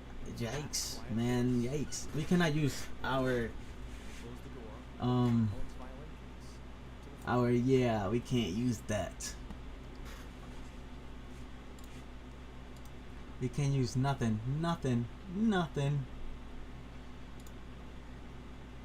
That is our luck, right? But we can get rid of this. Several hours after Giannis called the police, Detective Jerry Giorgio of the NYPD So that's what we're gonna do. That's the route we're gonna go. We're gonna go here. Damage counters here. We're gonna knock it out. I don't care. Detective Detective Giorgio looked at the photo and heard the lobby doors open behind him. He turned and saw a frantic-looking young woman running in. Giorgio held up his hand to try to get her to slow down and asked if she was okay. She introduced herself and said she was a ballerina in the performance. She had heard about Ellen going missing from one of her friends, and she thought she might be able to help, because she was pretty sure she was one of the last people who would Now, if I get a boss, if I get a boss, right? I only have one boss here, right? Yeah. So if I get a boss, which I didn't make sure to see if I had another boss in deck. Detective Giorgio asked If I get a boss, and I couldn't even use Legacy Star, like if he had Toe School up, I couldn't even use Legacy Star because I wouldn't be able to bring nothing back in my from the discard pile into my hand. I am gonna Iono next turn. I don't care. If it doesn't Iono me now, I'm gonna Iono him. I should have put an energy on Drago though earlier. Last turn, I should have attached the energy on Drago. So that was my fault. The huge staircases leading to the higher floors almost looked like they led to nowhere, just disappeared into the darkness. Giorgio had just started to search the lobby when a security guard walked in and introduced himself. Right? Because yeah, I would have had energy, right? I would have had energy, yeah. He said he didn't want to waste any time. He needed a full tour of the operas. But at this, the security guard busted out laughing. He said that would be impossible. The building was massive. Yeah, that would have been good. That would have been a good play. Because I could have had both energies on him, and all I needed was a fire energy from the price, because I do have my other fire energy priced. So the security guard led Giorgio into the theater, up onto the stage, and Giorgio looked around the expansive backstage area. He saw giant set pieces, black curtains hanging everywhere, multiple exits, and an elevator. Then he walked down a stairwell. We're gonna Yono, right? Yeah, we gave him good shit. Giorgio saw cases with double bass instruments that were bigger than him, leaned up against the wall. Yeah, we got Yono here. I don't care. Pieces from past performances, large Oh my god, dude. costumes, and props. Giorgio started to feel overwhelmed.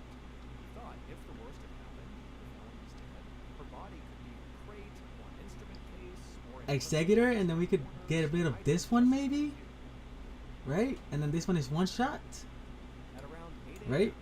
after Yeah, I guess that's the play. I'm not sure. Detective Giorgio went back to the lobby and checked What do we have here? officers who were still there.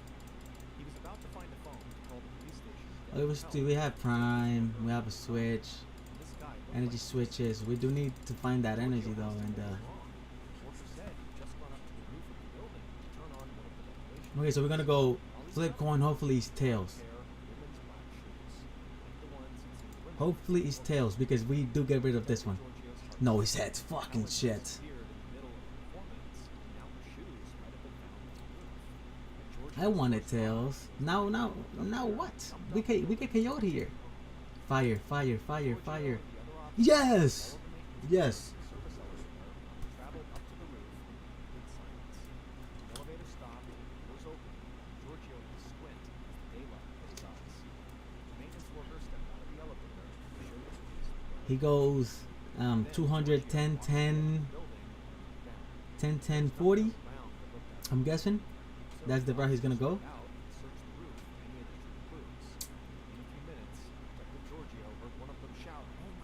I need a boss though. I need a boss. Like, I need a boss.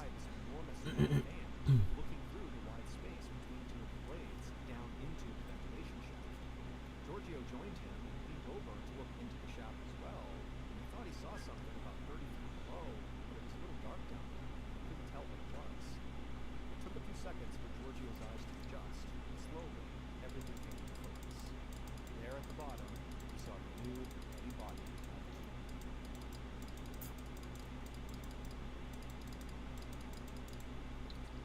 Because I could attack here. I could go if I get the attack off, I could go Dragapult, right? No, yeah, Dragapult. Dragapult 60 on him, right? Dragapult 60 on him, maybe, yeah.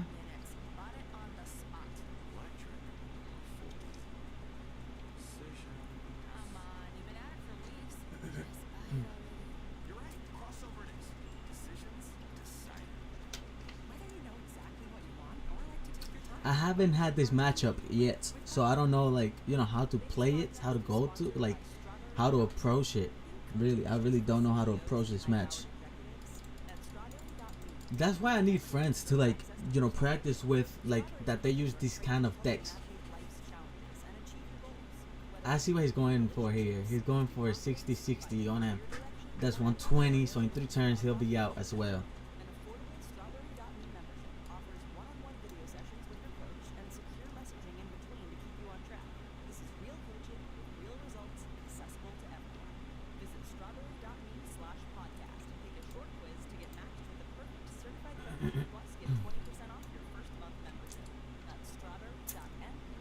Yes.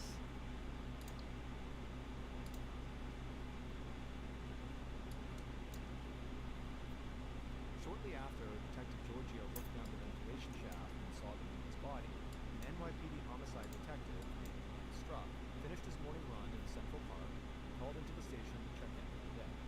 Dispatch told him not to even bother coming into the office. Instead, they said, go straight to the Metropolitan Opera House. Do I try getting...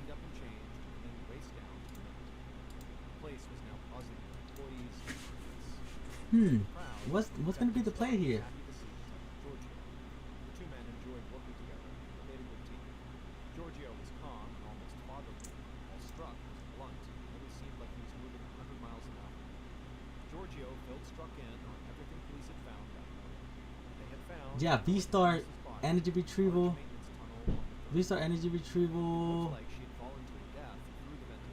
Energy retrieval is gonna be the first thing we go for. That's for sure. There was a gag stuffed in the mouth. Giorgio thought the attack could have been sexual, but he had no idea if it was random or if somebody had targeted him. Then Struck went to go take Polaroids of Helen's body, and he worked with crime scene technicians as they searched for clues. In addition to a pink bra, they found a pair of black pants, a black shirt, and a blue flower, all near the body.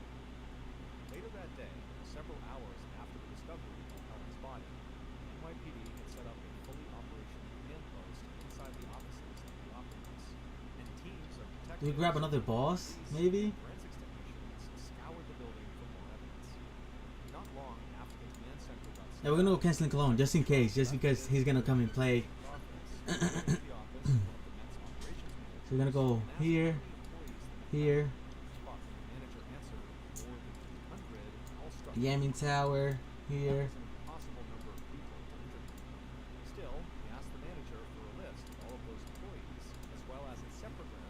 I don't know how to go about, like, display, you know what I mean? Like, I don't know. When Struck returned to his office, he found a crime scene technician waiting for him. The tech told Struck they were able to lift a pristine palm print off the outside of that ventilation shaft on the roof. In fact, the print was so good, the tech worried that some careless police officer or other investigator had touched the ventilation shaft that morning and removed the print. Struck thanked the tech for the upgrade. What do we go for here? As soon as he knew anything, even if it was just to say that Bob had messed up and left that.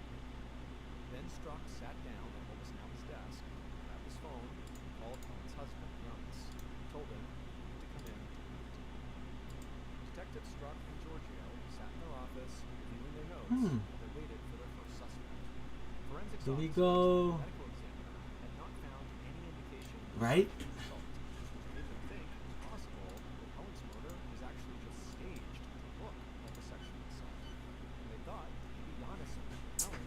So we grabbed that for no reason. Took her up to the roof of the building, tied her up, and killed her. As the two detectives theorized and talked through the case, the door opened, and an officer led Giannis in. Giannis actually stumbled into the room and then collapsed into a chair across from the two detectives. Struck and Giorgio could tell Giannis was drunk just from the smell. And even if they couldn't tell from the smell, the open bottle of Jack Daniels in his hand made it clear. This was a new one for both detectives. They had never seen someone show up to a police interview with a bottle of whiskey. But He got the KO here, though. They asked Giannis When I think about it, not gonna lie. Giannis was slurring his words, but he did manage to tell them that he loved his wife. He's looking for a way to win. Pick her up and drive her home, but she had never But showed he up. doesn't KO me. I just cheer him. Hold on. Almost nothing left Hold on. I just cure him. I could just cure him, right? If it doesn't evolve, I could just cure him and KO him.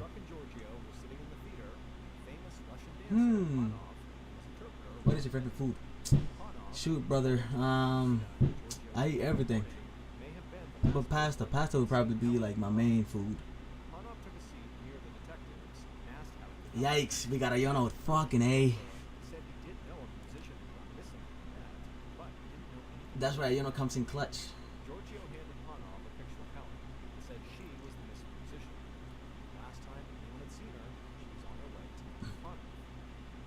Yeah, we lose here, my brothers. We lose here. We lost. Yikes, that Iono came in clutch for him. If we don't get this right here, if we don't get it right now, fuck, shit, fuck. Let's try. Yes, that's game, baby. That's game. That is game. Fuck. Thank God.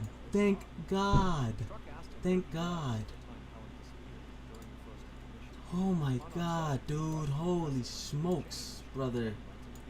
That's game, bro. That's game. GG's, bro. Holy smokes. That's game. I did try to give him the fucking tie. I tried to give him the tie. I tried to give him the tie. You guys seen it. I saw it. I tried. GG's, bro. Tried to give him the tie right there. I think I approached that game the correct way. Let's go. Let's go, baby. Now I can finally fucking eat. We have how long? 14 minutes. We're gonna go pairings.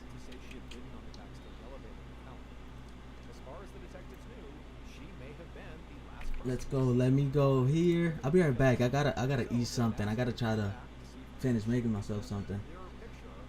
So I'm gonna go here. Game capture, display. I'll be right back, guys.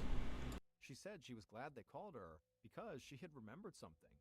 When she was in the elevator with Helen, there was a man that was there with them. He had told Helen that Panov's dressing room was on the 3rd floor, and this man was still with Helen when the ballerina got off the elevator. Giorgio and Struck leaned forward. This was huge. It meant that that man on the elevator was either the last witness to see Helen alive, or he was the killer. Struck asked the ballerina if she could describe what this man in the elevator looked like. The ballerina squinted her eyes like she was trying to remember, but she shook her head and apologized. She knew he was a man, but that was about it. Detective Giorgio leaned over to Struck and whispered something in his ear, and Struck nodded in agreement. Then Giorgio turned to the ballerina and said he knew this was going to sound strange, but sometimes the police used a hypnotist to help witnesses remember things in more detail. So Giorgio wanted to know if the ballerina... There we go, we're good now. We got some food, brother. We got some food, brother.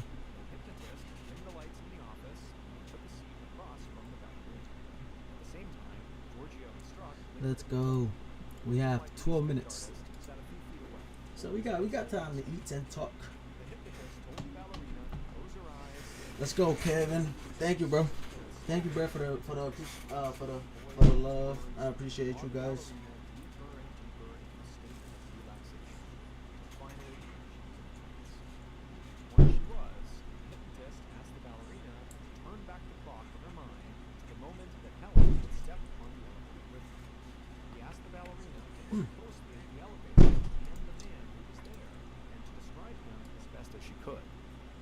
Concentrated. Listen to this. She began to speak, describing this man. She said he looked like he was between 20 and 25 years old.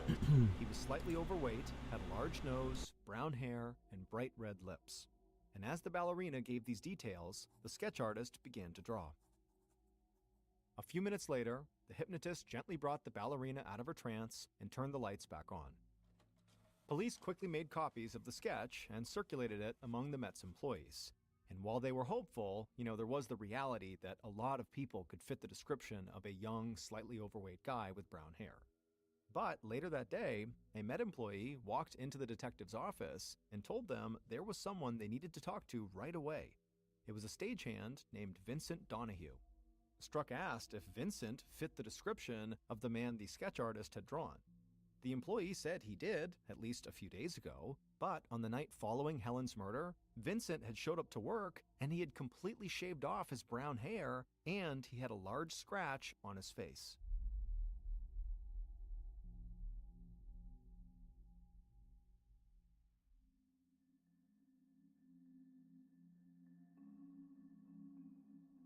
That afternoon, Vincent Donahue took a seat inside the detective's office and he looked annoyed. He said he needed this to be fast because he had a lot of work to do before the performance that night. Giorgio smiled and said he understood, but first he said he had to ask, where did that nasty scratch on his face come from? Vincent said he and his girlfriend had gotten into a pretty bad fight a couple of nights ago and his girlfriend used her fingernails when she got angry. Detective Struck quickly jumped in and asked why Vincent had shaved his head. Vincent laughed and said during the argument with his girlfriend where she scratched him, she had said the only good thing about him was his hair. So after she had stormed out of the room, he had shaved his hair off just out of spite. Struck had a look on his face like this seemed totally ridiculous, and Vincent could tell. So Vincent quickly said, really, this is the truth. Then he told the detectives he didn't have anything to do with that musician getting killed. And he said instead of wasting time talking to him, they needed to talk to a guy named Craig Crimmins. Vincent said Craig was also a stagehand and he had missed a major cue to move scenery during the second act of the performance on the night Helen died. He had just left his backstage post and disappeared. Now, Struck thought Vincent could still be lying. However, the idea that a stagehand went missing around the same time that Helen went missing was suspicious. So Struck told Vincent he could leave and go back to work, but they might need him again. And as soon as Vincent left the office, Struck and Giorgio sent an officer to track down the stagehand, Craig Crimmins. When Craig stepped into Struck and Giorgio's office, he looked exhausted. Giorgio asked Craig to take a seat, and then once he handed him a photo of Helen, and asked Craig if he knew her.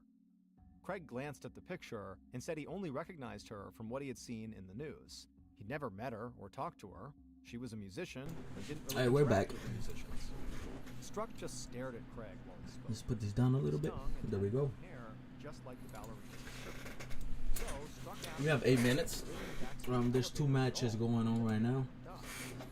Let's see who's streaming. Said he'd been at his spot backstage the whole Oh, let's see if these two stream. desk and said,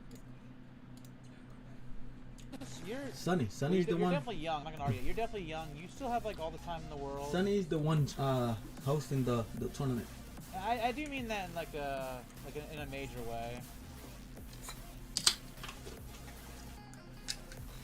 I'm 34 and I'm a single Pringle, and believe me, for as much as I've been through in relationships, I definitely don't mind it. I know that's not the case for everybody, but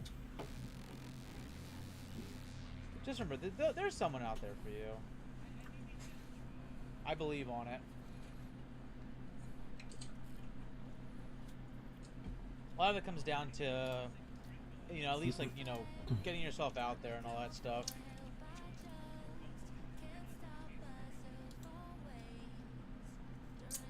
But I believe in you, though. I do believe in you. Yo, what up, Charizard? How we doing? I saw you come in this time. You're usually sneakier than that, but I saw you this time. There we go. I'm trying to see like when he Ironically enough, the last relationship I had, believe it or not, Twitch killed it. Let him see when he does the up on the. No worries, Lewis. Oh. No worries. I appreciate all the help. There's 1 match left. 1 match. Actually, I don't know if he'll be playing. I don't know, but Sunny TCG. That's his handle, and yeah, he's the one hosting the tournament. Craig's face flushed and he stared down at the floor. He said he did miss a cue that night, but he didn't leave backstage. He was embarrassed to admit it to the cops, but he had shown up to work Let's that see. night drunk. What do we do here? He told the detectives that another stagehand we're gonna go hit decks. Are we gonna check the decks from earlier? back him up that he was telling the truth. The one that Struck draw and sent Giorgio us. questioned Craig a bit longer, then they let him go. They quickly found the other stagehand Craig had mentioned. And this But he guy said this one is the one that they use, and the other one is the one that he with Craig's alibi checking out, fuck it, the right? detectives still believed they had viable suspects Bug it. among the other people they had talked to. But they still had hundreds more people to interview, and they still hadn't heard anything about the one major piece of forensic evidence that had been found, the fresh palm print that had been pulled from the ventilation shaft on the roof. So the detectives felt like if they didn't quickly find some new evidence, they were going to be stuck with an overwhelmingly massive Bro, I need some suspect. more coins, bro. 6 days after Helen's murder, on July 29, 1980, her memorial service was held at a New York City church. The church was filled with friends, family, and countless people from the Met. One of Helen's violinist friends performed at the service in her honor. In the 2 weeks following Helen's funeral, Detectives Struck and Giorgio continued their work at the Met, but the opera It's an house Ogre was Pawn box, oddly quiet. right? The ballet had finished That's what it's its run called? of performances, and the next show had not opened yet. So the detectives found themselves wandering through the nearly empty, huge building, trying to find anything they might have missed. But nothing came. I think that's the name of it. I'm not sure. Even after weeks of combing through the place, it still felt And like this the one that draw. He said he made But tweaks just at to the it to make it better. detectives worried their case was about to go cold. Struck got a So we're gonna call name from an it, excited forensics technician. The tech said he could not believe Ogre Pawn box, and then we're gonna put draw. did not belong to a careless police officer or investigator like the forensics team had originally suspected. And it was a relatively fresh So we know which one is so which. it could belong to the killer. There we go. When Detective Struck hung up, he told Giorgio what he just learned, and Giorgio got excited. Yo Kevin, after the tournament, I'm down to play if you're still up, and you know, It was very because difficult to now we access just the gotta. roof of the Met. So the detectives believed Trent had Now we're just waiting on the match to finish, and then you know it's the next round. So, but after the tournament, I'm down to go Over the next several days, and you know, Opera House employees play met with you and police stuff, bro. in groups of I'm 2s down. and 3s, and they allowed officers to take their photos. Only one of them seemed really nervous about it when asked to give their print. This was somebody Struck and Giorgio had already spoken to. Standings. What are the This standings person like? broke out into a sweat and said that they were uncomfortable with this whole situation. But Detective Giorgio smiled softly, and in his best fatherly voice, he said providing a print Bro, we are only top 20. across the list and allowed them to put all this behind them. So I want to see the standings right after this match. There's someone in first place, Dragapult Thorns, Ian R. He is Puerto Rican, like me. He's from Puerto Rico.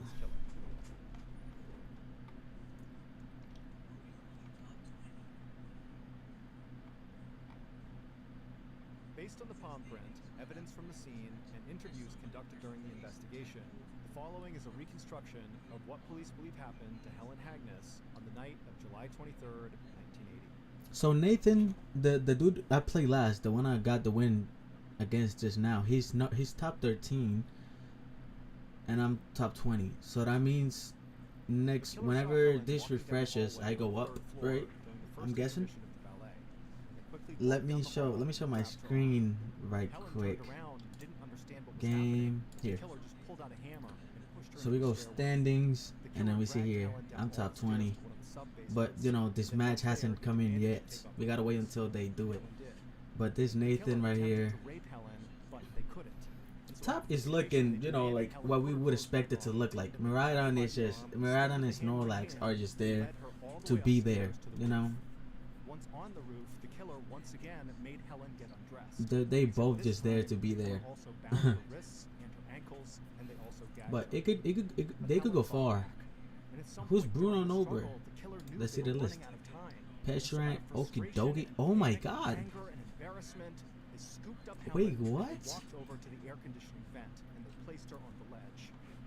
That's fire. That is not a meta deck. That is a meme deck. This is a meme deck, bro. Making a run for it in the top cut. After that, the killer ran to the door, believing they had disposed of all the evidence, except they hadn't. That's fire. Until he left Helen's shoes up on the roof. That's fire, brother. The killer flew down the stairs all the way to the theater and ran backstage. However, by the time they got there, they were out of time. The intermission was over. Let's see. Bro, this match is still going? Killer had missed a very important What is it? cue. Oh, Hydreigon against Snorlax. Oh, that's why. Wow. Snorlax, bro. And it's the Snorlax in the top. On the night of the murder, Craig was in fact the man on the elevator with Helen and the young ballerina. And when Helen asked about where Panov's dressing room was, Craig had chimed in and said it was on the 3rd floor. But that was a lie. He was That's the Turbo Okie Dokie. So when Helen got off the elevator, Yeah, but it's just like a meme deck. It's not like it's rogue deck maybe. It's not a meta deck. But it looked good though. I've never seen it before. I've always liked the Okie Dokie card though. I've never like been able to like pull it off. I did at some point. It was like my favorite card in the game. Like Soon after, the detective discovered Craig's print matched the one on the ventilation shaft. They learned but that the other stage it wouldn't keep up with saw Craig meta, standing backstage so I just stopped using it. for his coworker. But he thought It is Craig done. asked The him to match go is down done. just to cover up the fact that he had left backstage and missed So he won. the cue. Snorlax won. Craig Wow. Williams was found guilty of murder and sentenced Snorlax to 20 won. years to life. He went on to serve 40 years in prison and was paroled. Ain't that some shit, brother? Ain't that some shit? Snorlax with the control. I hope we don't go up against Snorlax, right? I mean, we got Snorlax, right? We kill Snorlax any day. I haven't had a matchup against Snorlax, so I don't know if we. I think we do. I think we got it any day. If we get cure him in the discard pile, if we just cure him, right?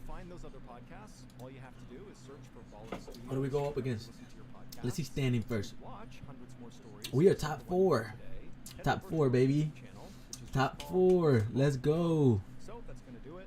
Top 4, baby. There we go. Snorlax is top 8. We're top 4. There we go. That looks a lot better. He dropped? Why? Yikes. Okay, let's go. Who do we play? Let's see, who do we play here? Oh my god, we play Charizard. I think this is gonna be okay. We're okay, right? Do I? Let me ask him. Let me. He added me. I was gonna ask him Ty, but I was gonna ask him Ty. Let me see. Would he want a tie? Do we want a tie? No, we have Charizard any day. I just don't want to play the match. But it's okay. We got it, right? Lico Matt. I think we have Charizard any day though, right? Unless we get horrible hands. Cause Ogerpon just helps us so much. So if he targets our Ogerpons early, we can get kind of messed up. But if he doesn't attack like our Ogerpons, we're chilling because Ogerpon just one-shots a Charizard with 2 energies on it, which is what they need to be able to attack. So,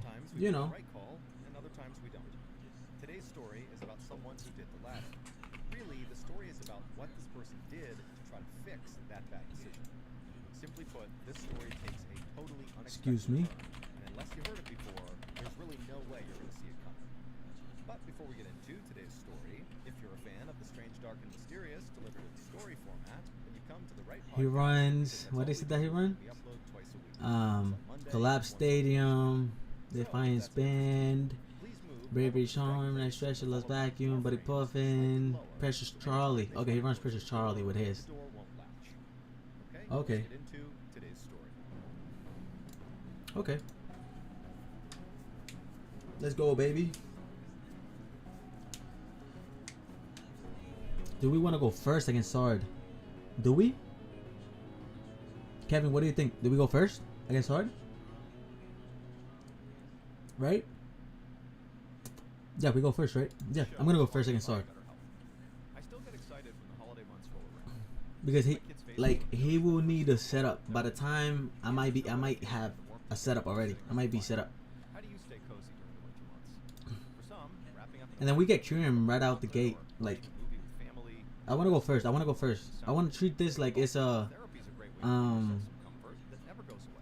Okay, so we're gonna go here. Having a designated time, place, and a qualified objective person. Yeah, we're gonna go for it. It's okay. It's okay. Is an absolute game changer. We don't need canceling cologne. Who do we get? Do we have a switch? No, we don't have a way to switch either.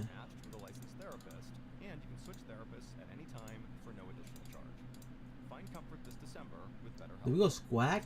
Do we go squack? Do we go squack, discard the hand? Right? Squack, discard the hand. I feel like. Right, we go squack, here, discard the hand. Oh my god, no. It's okay, it's okay, it's okay. We got it. We got it. We got it. Yeah, we got it. It's okay. Then we go. We don't need a nice stretcher. We don't need to use nice stretcher right now. We could go here. Okay, yeah, because we use nice stretcher to bring back Drago, right?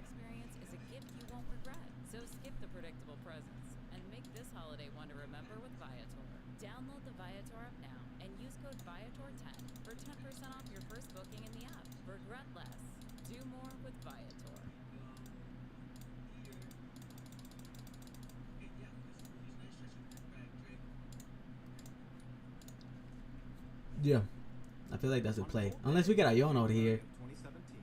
I'm not gonna use nice stretcher yet. Just in case we get Iono. I mean, we do bring him back in.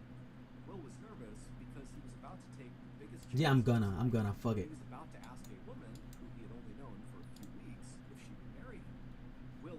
We gonna.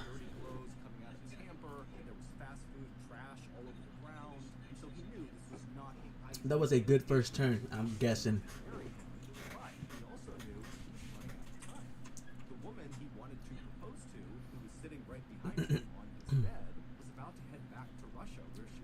Yeah, so he has a full bench right now.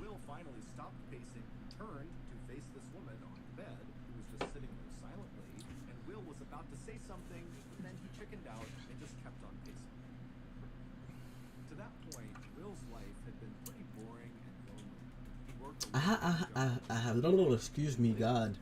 I haven't had that many what do you call it? That many good Charizard decks. You know, opponents. So I feel like this is a good way to, like, you know, try and see like how well I do against Sard, because the Sard decks have gone up against, they're not the best or the smartest ones behind it. We know this guy is 3-0, so you know he knows what he's doing. So this is the way we going.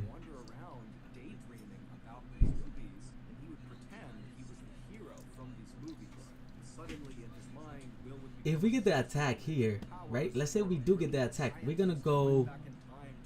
Let's say he does get the attack, right? Does he have Thorn? Yeah, he has Thornton. He does have Thornton. We're gonna go here. Here. Did he use it? I don't know, but we're gonna go here. I'm gonna go there.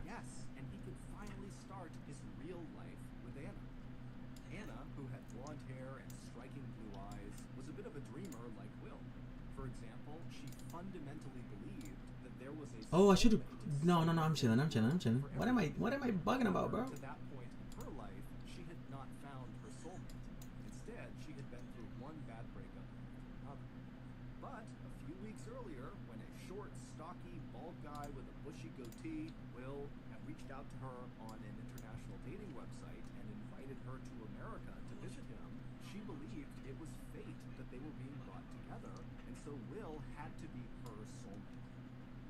Finally stopped pacing and turned again to face Anna, who was now reading a book on the edge of the bed. And Will, who was terrified at this point,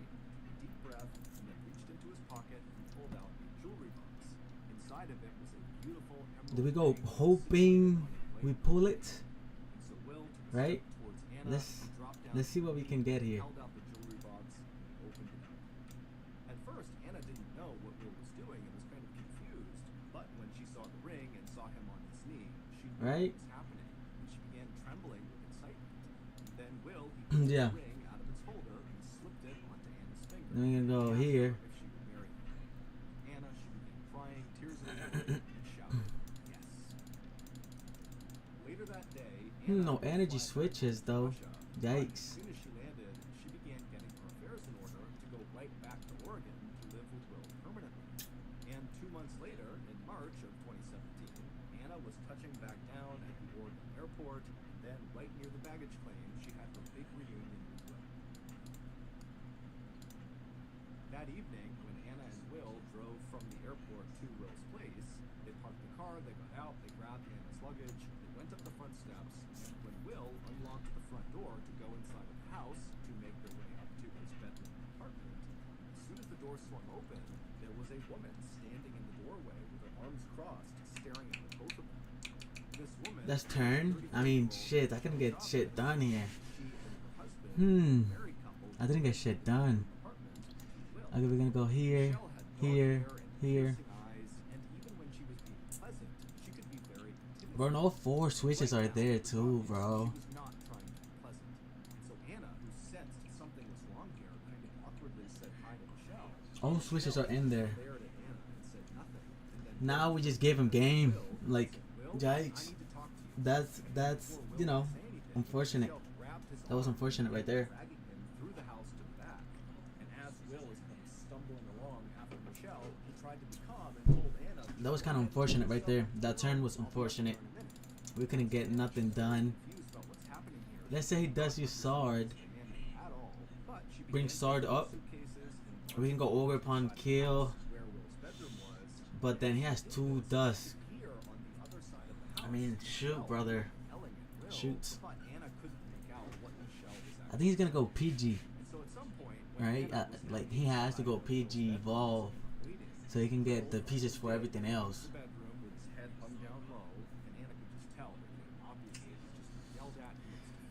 Yikes. That last turn was not good. That last turn was not good. It was not good.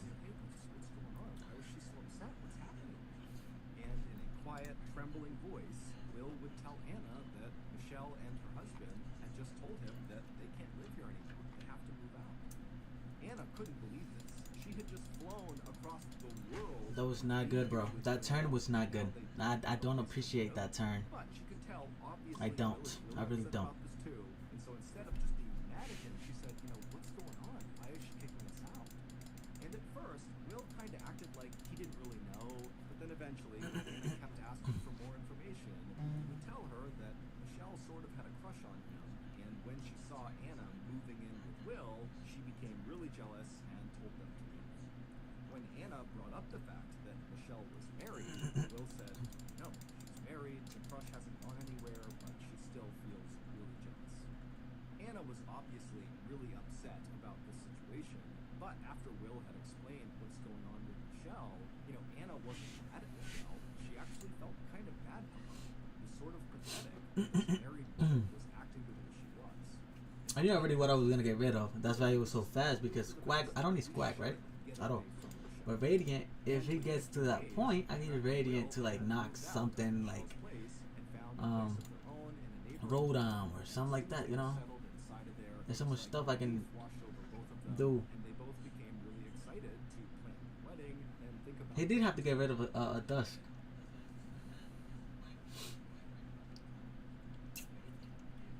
I don't understand. I would have gotten rid of Bidoof. Yeah, I mean, you evolve Bidoof and then you're able to draw. So I guess, right? Oh, now he gets, yeah, because he got rid of the stadium. Yeah. I had such a horrible turn though, brother. Such a horrible turn. It's okay, it happens, right? We will be able to come back from it? I don't know. I mean, we discarded everything thinking we were gonna have switches. If we had switches, we would have cured him. We would have attacked with Turin right there. We would have been 3 prices. Then we attack with Ogerpon next. It's 1 price. He has to concede after that, right? But then, shit, bro. We don't have nothing. Nothing. No play, no game. He attacks here. He goes here. He attacks me here, right? He attacks Reggie.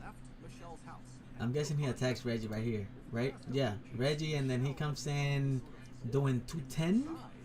That's still not a knockout, right? I think it's not. That'll be 260. Ah, no. He's gonna kill Ogerpon. Fucking motherfucker. Motherfucker. I forgot he brought the counter catcher. Yikes, man.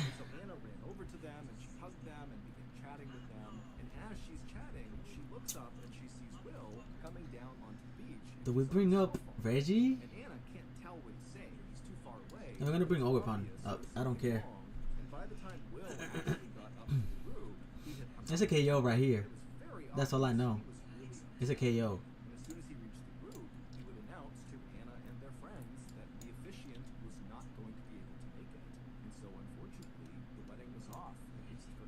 I know that for a fact. And then we go here.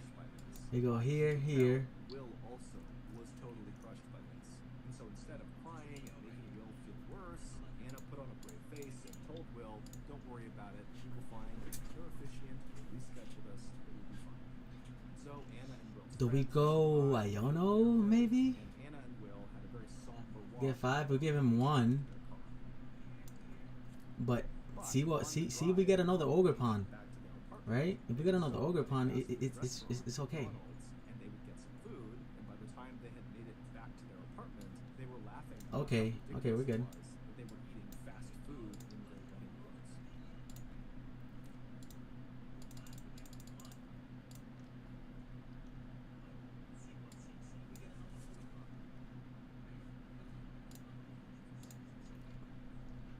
Listen to Backfire, a show. He has Thorn too. He has Thorn, so he can just bring back Sard.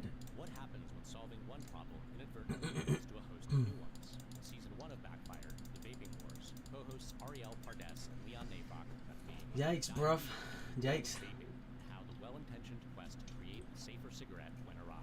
The new season of Backfire, titled Attention Deficit, is now available exclusively on Audible. This time, Ariel and I are looking at the unintended consequences of the ADHD industry. How did the push to destigmatize this hard-to-define childhood diagnosis lead to an explosion of stimulant use in kids as well as adults? We had it was that horrible turn we had though. Like that one horrible turn kind of just took it away from us, bro. That one bad turn. Like we had one bad turn, bro. Just one bad turn. The award-winning team behind Slow Burn, Fiasco. It was one bad fucking turn. One bad turn. Visit audible.com. But I mean here, we could get the win here, right? If we get to set up Reggie, right? I don't know. Maybe if we get to set up Reggie, that would be KO. That would be win, because we could go right? Hopefully. If we get a switch here.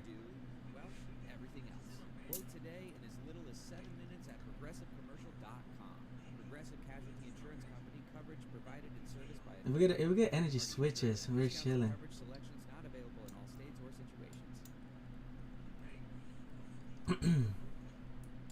Yeah, we're gonna go, you know. God damn it, dude. Okay, yes. That's game. That's game, right? That's game, right? That's game, isn't it? That's game. We have Trim in the yes, that's game, baby. That's game. Let's go. Let's go. That's game. So even though we had one horrible turn,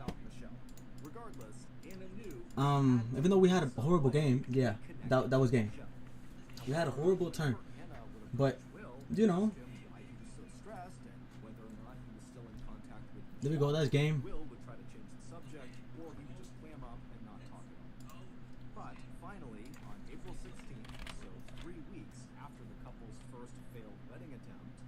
That's good, bro. That's good. Asked her very sheepishly if she would come with him on a walk through the woods because he had something important he wanted to tell her. Let's go. Anna knew that For oh baby, we're perfect. I know. Curum is insane, bro. Insane. asking her to go out there to talk. Insane. It's going to be a very serious conversation, most likely about Michelle and whatever's going on. And so the couple piled into There Will's are car and they 3 drove people to the that are 4-0. I'm one of them. out and hopped on the path and they began walking into the trees. I am one of the folks that are 4-0 so far. Quietly side by side through the woods. But at some point, Will began to slow down and then finally came to a full stop, at which point Anna stopped too. I'm gonna go. I gotta use the bathroom real quick. I'm gonna. Will paused for Hold on. I'm gonna go here. Display. told Anna that he felt like they rushed into their relationship and he wanted to call off the engagement. Anna was so caught off guard and heartbroken by what she was hearing that she couldn't say anything. She just stood there in stunned silence and then finally just turned around and stormed off away from Will deeper into the woods until she was out of Will's sight. The next day, when Will woke up, the first thing he did was pick up his phone and text Anna. But Anna didn't write back. And so as Will is laying in bed, he couldn't help but feel this overwhelming sense of regret about the decision he had made the day before. He wanted Anna back. So, over the course of the next several hours, Will would send Anna a series of increasingly more desperate-sounding text messages, pleading with her to just talk to him, please.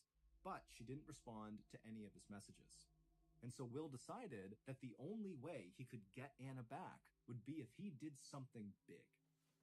So he hopped out of his bed, he grabbed his cigarettes, he went outside, and he began pacing and chain smoking, trying to come up with whatever big idea was going to get Anna back. And at some point, an idea came to him. He would do what he had seen heroes do in several of his favorite science fiction and fantasy movies. He would use time travel to go back in time and get Anna back.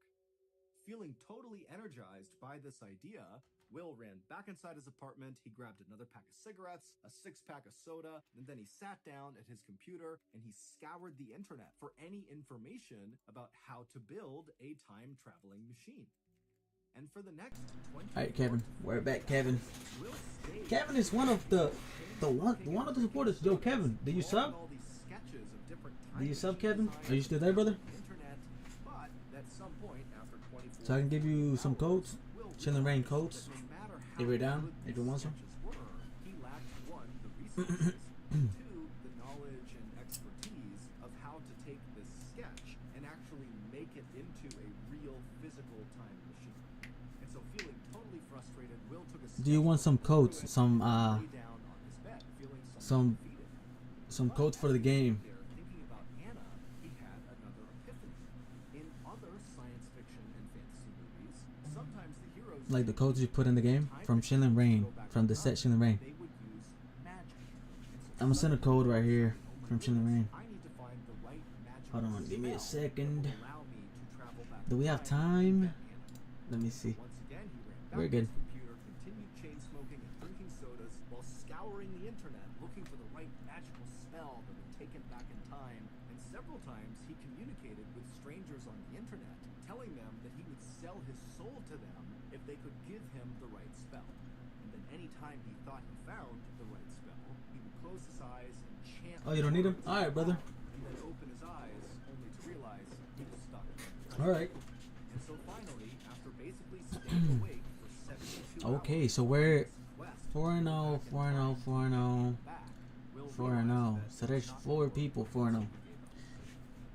Right, and then we're gonna go see Gardevoir. That's a good matchup against us because it's a one pricer, but we do have Curum, so if we can get Curum off the rip quick, like fast, and we're able to attack, you know, fast, like boom, boom, boom. We Curum twice. It's a win. It's a win.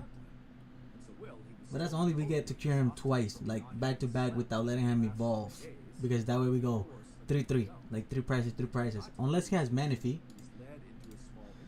Let's go, Jackie. Let's see his deck. Does he have Manaphy? Yeah, he does have Manaphy. But we could boss Manaphy forward Kill Manaphy. At a Kentucky Fried Chicken restaurant. It's a fast food restaurant also All right. Yeah. That could be the play. I I just want to know which one of them are we're gonna go up against, because we have Manaphy, we have Gardevoir, then we have Dragapult Thorns, which, you know, Dragapult Thorns is really it's really good. Dragapult Thorns is really good. Then we have 5 people for now. Then we have Raging Bolt, of course. Raging Bolt is really a really good deck against Drago. Really good.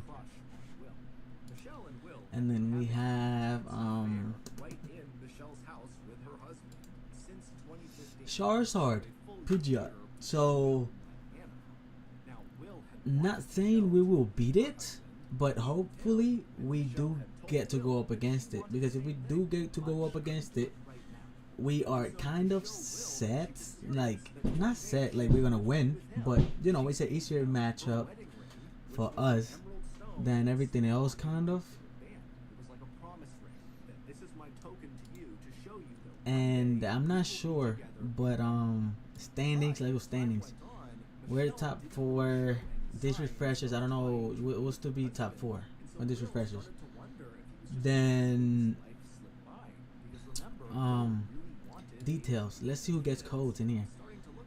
Prizes are awarded as followed and subject to change depending on attendance.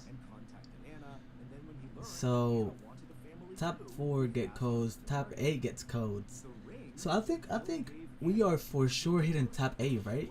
Like for sure hitting top 8, because we have what, 3 matches left. Even if I lose all 3 of them, I think I'm still top 8. I don't know, maybe. I'm not wanting to lose the next 3 matches, but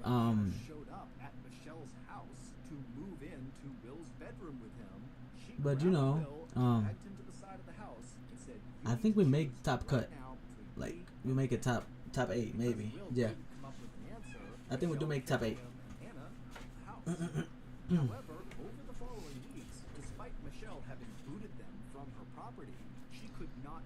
So yeah, but of course, first is what we're aiming for. First is what we're aiming for here.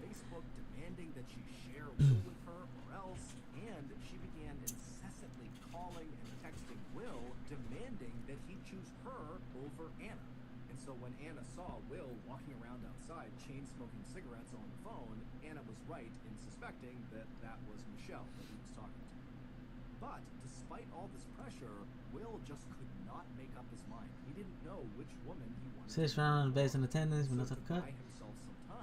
He had lied to Anna about hiring an officiant for their wedding on the beach, and then when they anyone who places 9th and under with either a 5-1-6-1 or any equivalent record will receive 5 mixed codes if needed. Okay, that's not bad, right?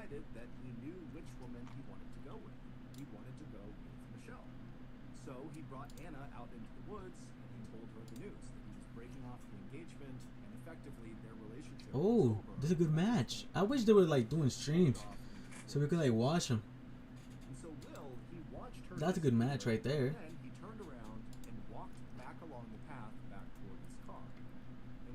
Let's see who's here. Jesus, you see these people? I like these people. Like, bro, I like this because they ain't drop. Like they're all like, you know, what do you call it? Well, they ain't playing the match either. Oh, they did drop. Yikes. It doesn't say drop. Let's see. Hold on. Let's refresh. It doesn't say they dropped, but I was gonna say like they still trying to like, you know, get the get a dub, like kind of like they still practicing and shit. But you know, then we have him. He dropped too. Oh, that's the guy we beat first, and then R2 beat him as well.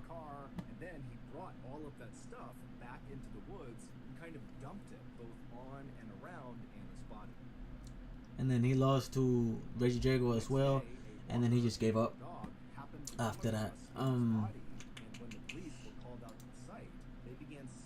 Oh, Dragapult Iron Thorns. Why? He's playing a good deck. I mean, the good one. Defiance Bane, Fisher, Ultra Balls, Vacuum, Fisher Charlie. He's playing the good deck. He probably doesn't know how to play it. Yeah, 1-3. He's still playing too, which is good. Which is good, because he's still trying to get up there. He still has 3 matches, so he could go. If he goes undefeated in the next 3, he goes 4-3. I had the record once, 4-3, and that's not bad, bro. You tried, you did your best. Oh my God, R2 dropped. Wow. R2 dropped. Wow, that's bad. I feel bad for him. He lost against Bayonet. Bayonet also dropped. A 2-1 record dropped.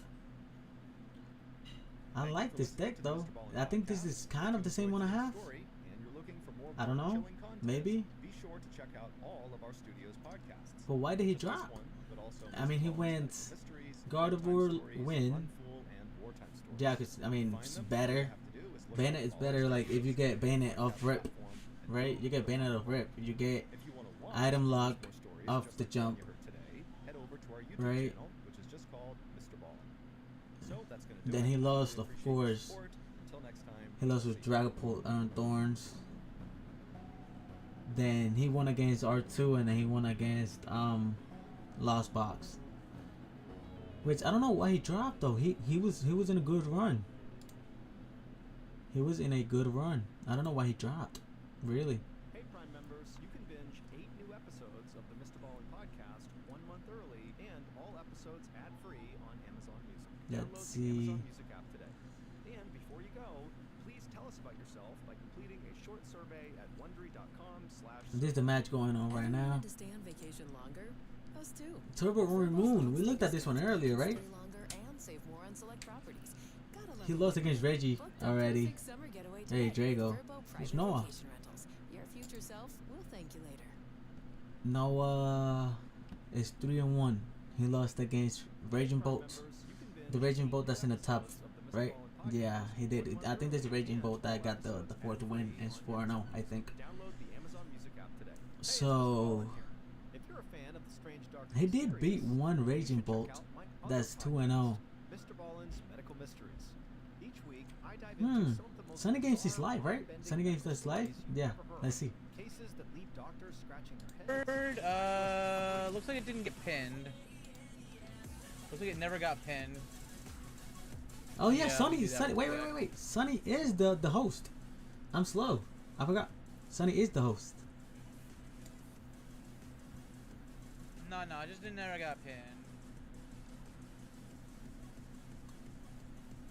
Yeah, Sunny. Bolt's a very strong deck. Honestly, like, after seeing how decent Bolt kind of looks in this meta, Bolt kind of, like, re-intrigued me a bit, in a way. Yeah, I mean, yeah, he is. Now we just gotta wait till, you know, we get matchup. Oh, wait, I gotta fix this. What are you on the shoes for, man? You don't even know. We're 4-0.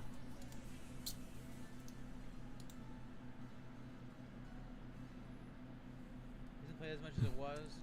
Well, I mean, mostly a lot of like Drago's still like overshadowing things a bit. There's something I know there's like something else coming up. Is there something else coming up? Like, is there like a LatAm event coming up very soon? I think like right before the end of the year. I think right. There should be something.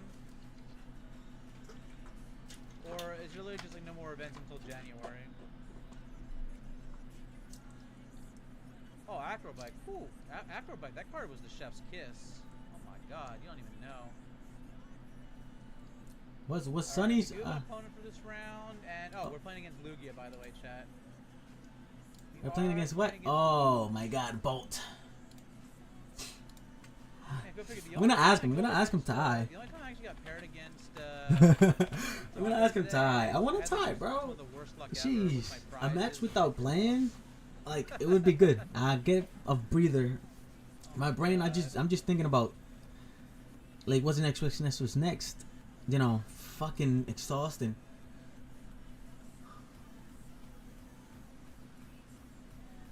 Like in real life, I could, like, if I was in a tournament in real life, I could go outside, just breathe air.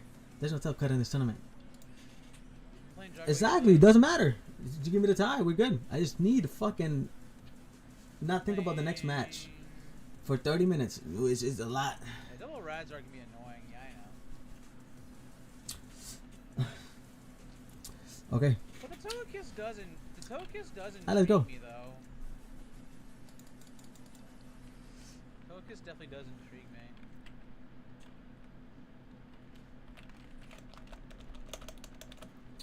Let's go. Always has been my fear is like the fact that bench space is he did admin, right? Side. Yeah.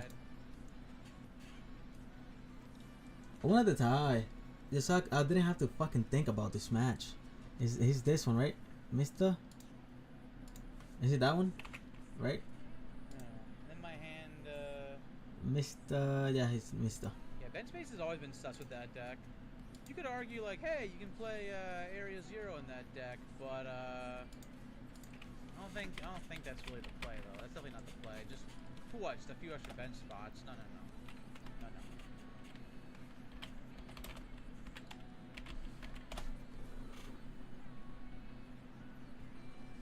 Everyone else is playing it. Yeah. Let's see the standing. We are top 1. I can always let them do all the hard work for me, and I'll just compensate where needed. Yeah. Alright, well, they're definitely holding on to their legacy energy. They're squawking and cheesing. Alright, do we go second? Right? Because he could get attacked. He could get an attack second, right? So, we go second. I think, yes. Trying to play the safety net factor. Right? Yeah, I feel like that's a play. Yep, gotta get that Lugia out. You need it. Top 1, let's go. Thank you, baby. Let's go. We're doing good. This might be the match we lose. Because we are going against Raging Bolt. A really good deck. What's going on here? What's the deal?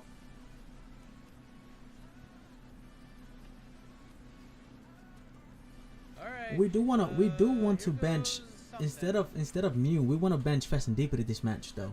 Consulting opportunity? I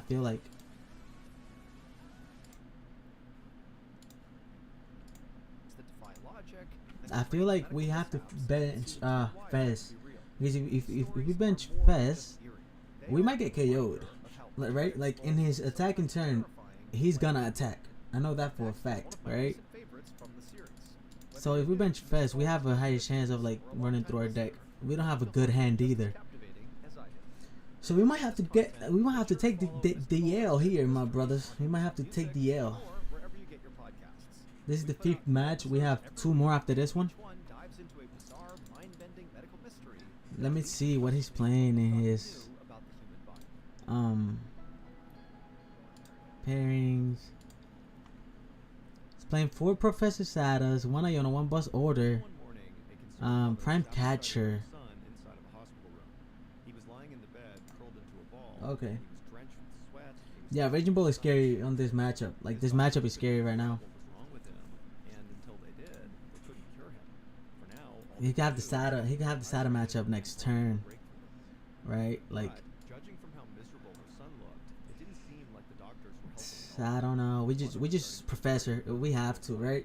Like, there's no way we do something else, bro. And then we got Yono.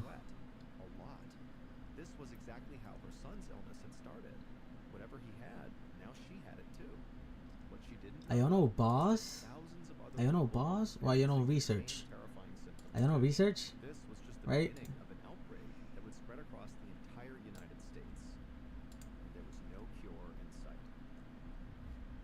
We don't have a way to move either, bro. Audible's best of 2024 picks are here. Discover the year's top audiobooks, podcasts. Fuck, do we do this? Do we go squack? I don't know. I might go squack. I might go squack. Fuck it, right? I might. Does he have a boss? Do we switch the energy? Since we're gonna, right? Yeah, I think. Since we're gonna squag either way. I don't know, bro. I've never went up against Raging Bolt, so I don't know how to play this match. I know Jamie Tower gotta be down. I think I played it too early, but you know. And then shoot, that's it. We don't. Our hands just worse. Bad hands. We had 2 fresh hands, right? Yeah, we had 2 fresh hands, and they didn't do shit. Those hands didn't do nothing, right? Like nothing at all. I've never had this matchup ever, so I don't know like how to approach it. I really don't know how to approach it. I mean, I know Jamie Tower got to be down because I know they play the freaking, what do you call it? The attachment. So like, you know. I'm MrBallen, and this is MrBallen's Medical Mysteries, where every week we will explore a new baffling mystery originating from the one place we all can't escape. Bro, what the fuck? Nothing. We got nothing. Just like them, we getting horrible hands. One right after the other. So we're gonna go. So we're gonna waste the switch because we gotta get rid of the fucking switch. Right? Oh my god. We got rid of the energy too. Brother. That is fucking horrible, man. Sharon Anderson's eyes shot open to the sound of her 8-year-old son's wailing. That is horrible. Yeah, they have the booster capsule, right? Like the. Yeah, booster capsule, and they have the other one. I forget the names of it.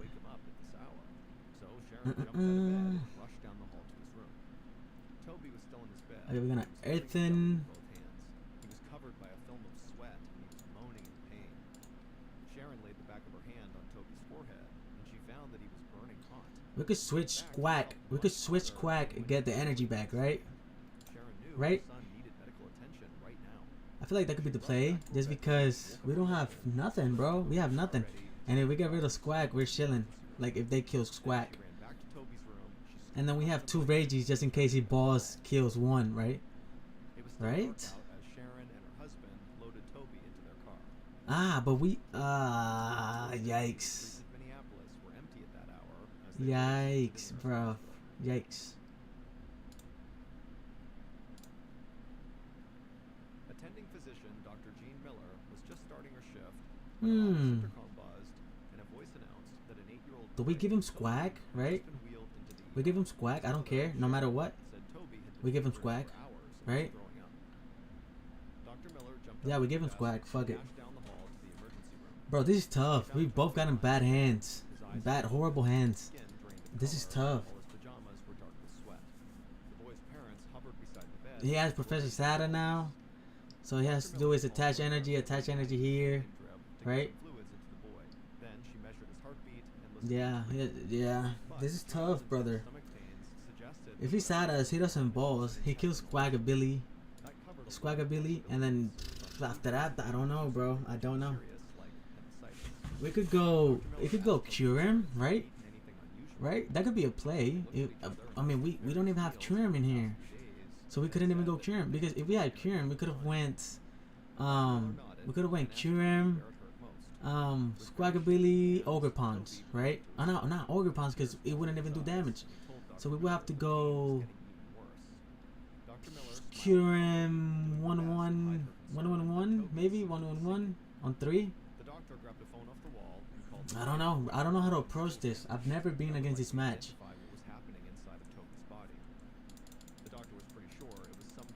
Yeah, that's game right there. That's game. Horrible hands. We've been through more than half of our freaking hand, bro. Our deck. I don't know, bro. And then he has this. Then he has Pokestop. Then, yeah, of course, bro. Of course, bro. Of course. Of course. Of course. A few hours later, Dr. Miller's phone rang. It was the lab. Of course, bro. They found blood This is tough, man. Because all he has to do is just get rid of this energy right here. He doesn't even have to do much.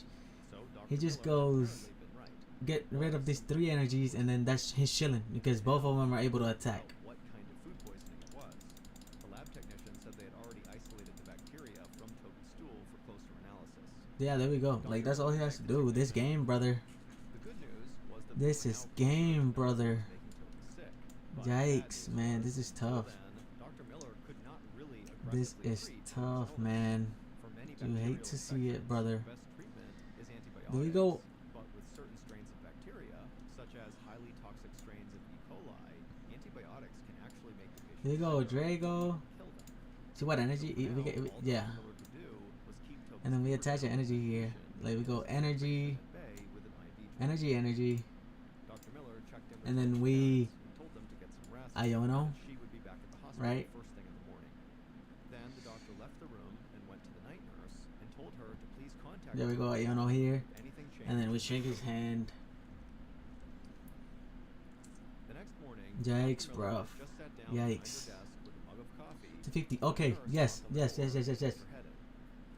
there was a new arrival to the he KOs anything he has, and it's one pricer. She had a sweltering 104-degree fever, and her mother said she'd been vomiting on and off for 12 hours with repeated bouts of diarrhea. Dr. Miller's mind raced. I only have 2 energies in there. Cure him, please. Cure him. Like, give us cure him. Yes. Yes, we got cure him. Let's go, baby. Let's go. So what do we do here? Like, what's the play gonna be like? Do we go? Dr. Miller immediately ordered the nurses to hook Peyton up to an IV drip. Do we go here? Here, because we don't need that. We don't have energy in there anymore. Dr. Miller worried she might be going into shock, which could then we go here. Dr. Miller realized that Peyton's symptoms were very similar right. to Toby's, so much so that she wondered if both kids had caught the same infection. Peyton's parents told Dr. Miller that their home was in a suburb north of Minneapolis, which was nowhere near where Toby's family lived. Shoot, we can't even use that no more. There must be something well, we'll take out. How do we play this, brother? Told them she wanted full blood work run on Peyton, plus stool samples tested as well. Then Dr. Miller took Peyton's parents Pokemon, do we have? We have Dragapult. We have this. Yeah, I mean, we could go Executor. And then we could go Executor. We go Executor. At around midnight, Peyton woke up crying from all the pain and then began vomiting. After that, she kept vomiting nearly every hour and had several episodes of. We go Executor because we can knock any of them, right? By dawn, right? Her parents said it was clear that whatever this was, it was only getting worse. So her parents had rushed her to the hospital. Yeah, I think. I think because either way, we knock one of them. The best thing they could do was just stay calm and wait. But that was advice Dr. Miller found easier to give than to practice. But this is tough, though, bro. As Dr. Miller it's tough, man. It's tough. And headed back to her office, it's a tough match for sure. And said the lab had been trying to reach her. Toby's new results were in. The boy was infected with a bacteria called Shigella. Finally, Dr. Miller knew what. I should have went cure him actually, right? Yeah, I actually should have went cure him. Because that could have been. Dun dun dun. Toby had all of the classic symptoms: fever, abdominal and then I could have boss. Dr. Miller knew that if untreated, Shigella 260. Organ failure and occasionally even death. It's okay. It's okay. Dr. Miller was relieved. I can go cure him right here, right now. Like, if I don't get KO'd. Which I feel like I am gonna get KO'd, right? But this is tough, bro. This is a tough match. Not gonna lie. A tough match for sure. Then Dr. Miller rushed to Toby's room to give his parents the news. The boy was lying in his hospital bed with his eyes half open. His mother sat in a chair next to the bed. Then we can't switch. We can't. If we don't get KO'd, we can't switch because we have it here, like the prime cash. Yeah. This is a tough match for sure, brother. I had, what, 4 horrible hints I couldn't do nothing with? You know, it happens, man. It happens. Dr. Miller told Toby's mother to stay seated while she called for a nurse to prepare a bed for her. 140. He has the KO right here. He has the KO. That's all I know. I know he has the KO. The bacteria that they had just discovered her son was infected with. I know he has the KO right here. So contagious that it can be passed in a handshake if someone who touched the bacteria. And then I only have one switch left.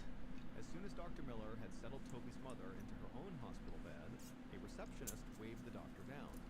It was the lab calling again. They had the results for Dr. Miller's other young patient, Peyton. But he does have the KO here. I know that for a fact. Dr. Miller put down the phone. First Toby, then maybe Toby's mother, and now Peyton. Suddenly, Dr. Miller felt like she had an outbreak on her hands. And given how easily Shigella is transmitted, there were likely dozens more people out there suffering symptoms at home. Will there be another Raging Bolt in his hand? Suddenly, He has 3 Raging Bolts. Is one priced? How many Raging Bolts does he play? I know he plays 4, right? All Raging Bolts play 4. So I think his other Raging Bolt is probably priced, because I would have benched Raging Bolt right here. He has the KO for sure. 70, 70, 140, 140. He has 4 energies. He has to get rid of 4 energies. I will get rid of Tung Tung, because you know you're going to get KO'd here. So we get rid of this 3 and 1.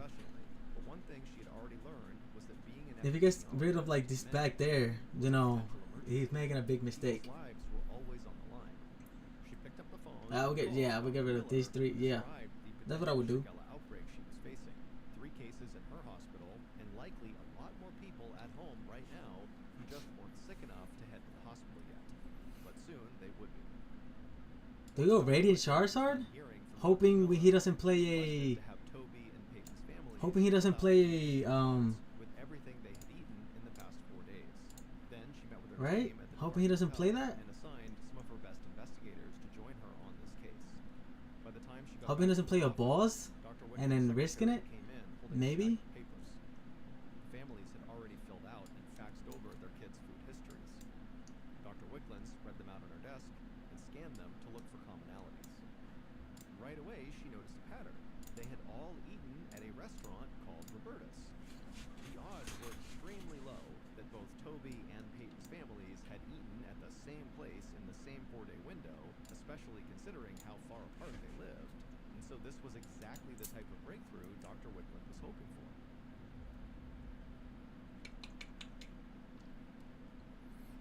An hour later, Dr. Wickland and 2 other health officials stepped out of a dark sedan in front of the restaurant Roberta's, a modest neighborhood eatery. The manager was waiting for them by the entrance, looking very tense. The restaurant was temporarily closed for the rest of the day, I could have used. so that Dr. Wickland and her team could go and conduct. Oh, Raging Dragon is supposed to use the Noivern attack that says next turn for any damage from Pokemon. Of the restaurant's food Yeah, but I don't have Noivern in here, in this deck, such as spoiled food or dirty water. and I still didn't get the Prime Catcher. Yikes, man. To record the temperatures inside the refrigerators and freezers, while another investigator took water samples from all the sinks and taps. Then He has game right here. studied every step He gets a boss. I mean, that's game, right? Or does he play one boss? How many bosses does he play? He plays one boss. Oh, he plays one boss. Prime Catcher. He has Prime Catcher in hand, right? Or it's in here. It's one or the other. Okay. Yeah, he's gonna put him down. That's game, guys, isn't it? He gotta have Prime Catcher, right? He does. He definitely does. Dr. Wickland circled the room, asking each employee questions about their recent health. Is this game, guys? Is it not game? I don't know. Several members of the staff admitted to Dr. Wickland that they had not been Did we mess up? good lately. Some had even been feverish, Ah! suffering pretty severe abdominal pains. It sounded similar to what Toby and Toby's mother. Yikes, guys. Yikes. That's game, isn't it? Dr. Wickland then made copies of the restaurant's reservation list and credit card receipts. That's game, right? 4 days.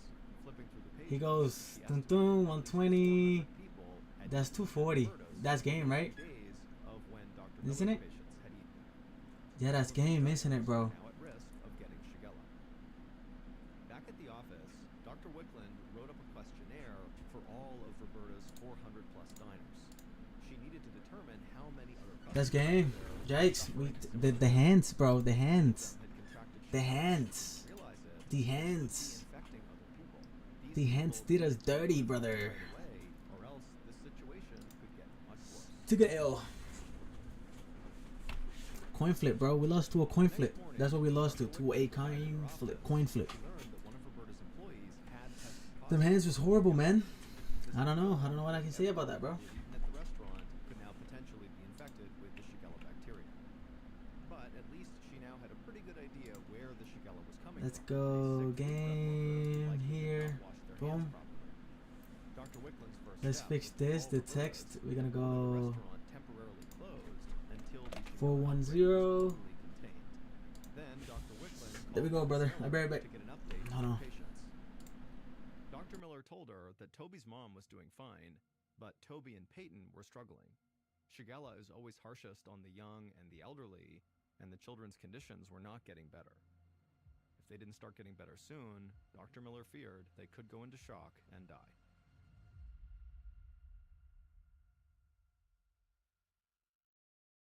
This episode is brought to you by Columbia Sportswear. From snowy trails to city streets, Columbia has you covered. Their Omni Heat Infinity jackets are the gold standard in warmth, pushing the boundaries of innovation. Feel the difference as thermal reflective technology wraps you in warmth, whether you're hiking mountains or conquering your daily grind. Visit Columbia.com to learn more.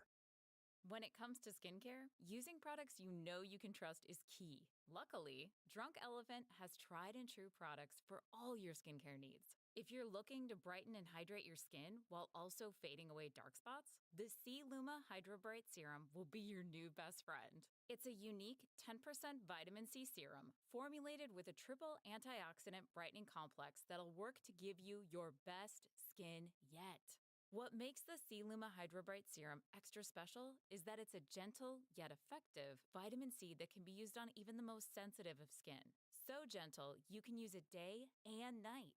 All this is skincare goodness packed in a smooth and lightweight formula. It's time for you to hydrate and illuminate. Discover C Luma Hydro Bright Serum at drunkelephant.com.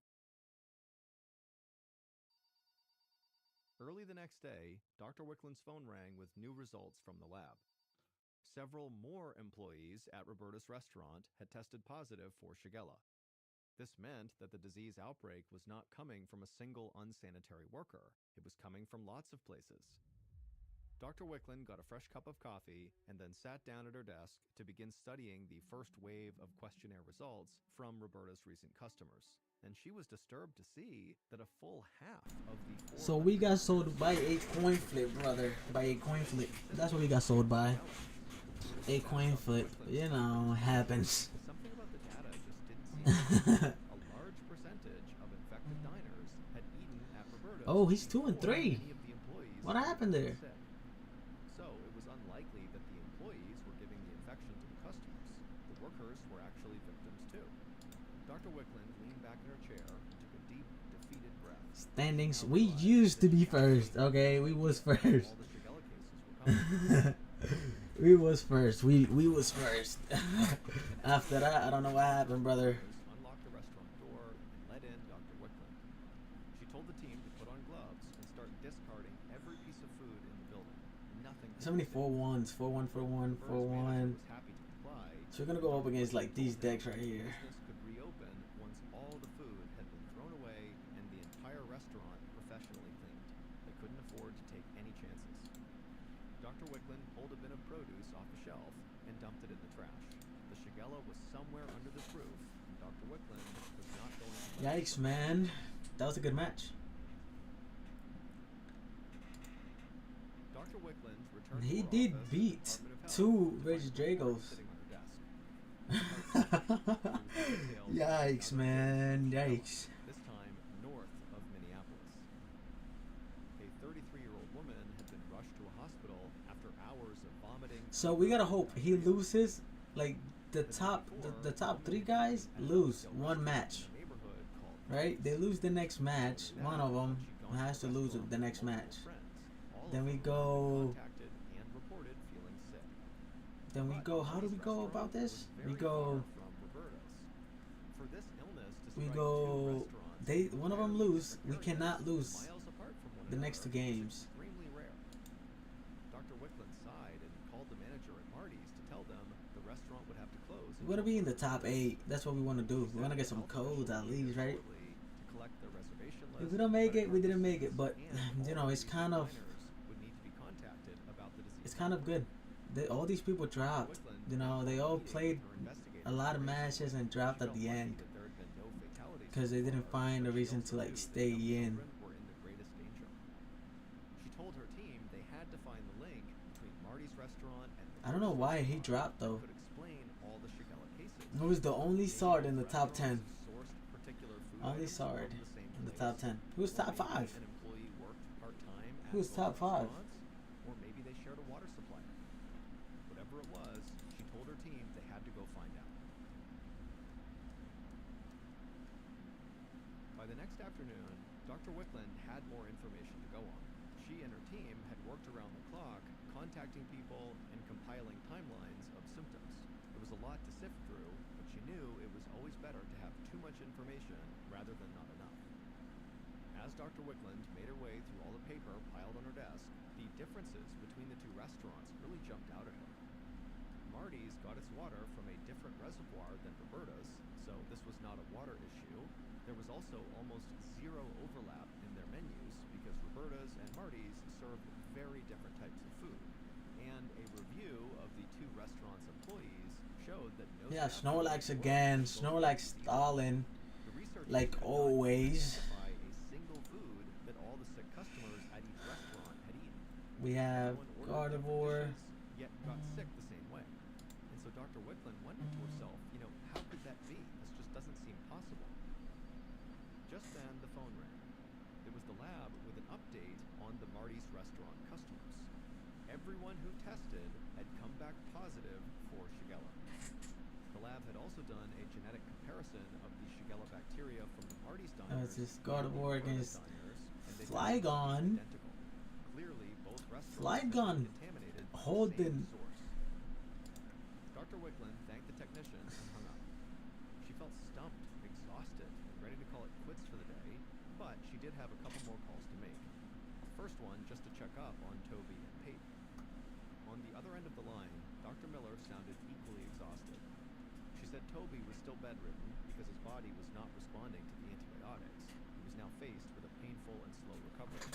But little Peyton Egger was even worse. Dr. Miller had nurses monitoring her around the clock, but her family was obviously worried sick. Dr. Wickland thanked her for the update. That's good. That's a cool way, I guess, to run it because it's kind of like stalling. Like you kind of stall, and then you switch. You switch. Right. You switch. Boom, boom, boom. Basically, yeah. I mean, shit. It's kind of like stalling deck. Like, yeah, you stall and then you may switch this fucking one of your bench Pokemon. This attack does 100 damage to each of your opponent's Pokemon EX. But he's not going for that, right? Nah, he's not going for that attack at all.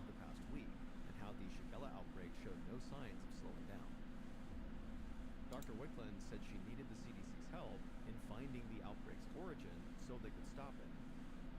Every bacterial outbreak has its own genetic fingerprint that makes it unique, and the CDC keeps a massive database. I have never seen this deck before, like, you know, like this, kind of, but... Dr. Naomi told Dr. Wickland to email him an image of the Shigella bacteria's DNA profile. Then he could use the CDC's database to see if the same Shigella strain had been reported anywhere else. The moment Dr. Naomi uploaded the Shigella bacteria from Minnesota to his database, Shigella outbreaks in other areas popped up all over. From Los Angeles County to Boston to Florida, plus up in Canada, in Alberta. Okay, so we playing against, well, why he dropped? To a specific restaurant, and all were He dropped. We did play against some good, he's still playing, I know that. He's 4-1, okay. Okay. His only loss was me. Oh, that's fire. I mean, his only loss was me, brother. That's good, right? That's a good achievement. He emailed his coworkers the results and asked them to help him contact every restaurant associated with an outbreak and compile a comprehensive list of foods. He did bad, man. I feel bad for him. Had to be something in common to all of them that was carrying. It was this deck, bro. This Raging Bolt, bro. This Raging Bolt came out of nowhere, bro. Raging Bolt came out of nowhere. Fellow investigators strolled into his office. And it was this, bro, the Pokemon catcher. My prime catcher was priced. His prime catcher was priced. And the only thing that saved him was a Pokemon catcher, bro. Flipped on heads. That's what gave him the game. Dr. Nami's Like, department shit, it happens, bro. particular ingredient. They called it stealth food.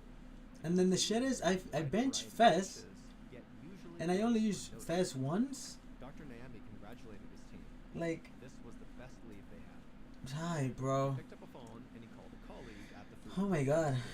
named Jeremy Brown. Dr. I did have some horrible hands though. Like I had like 4 fresh hands that was worth nothing. Particular ingredient, the stealth food, to the original supplier. Global supply Right? chains for restaurants Like, are incredibly complex. with I go food shipped here. from across the world, constantly being reprocessed and repackaged, and so finding one bad batch of food among all of that would not be easy.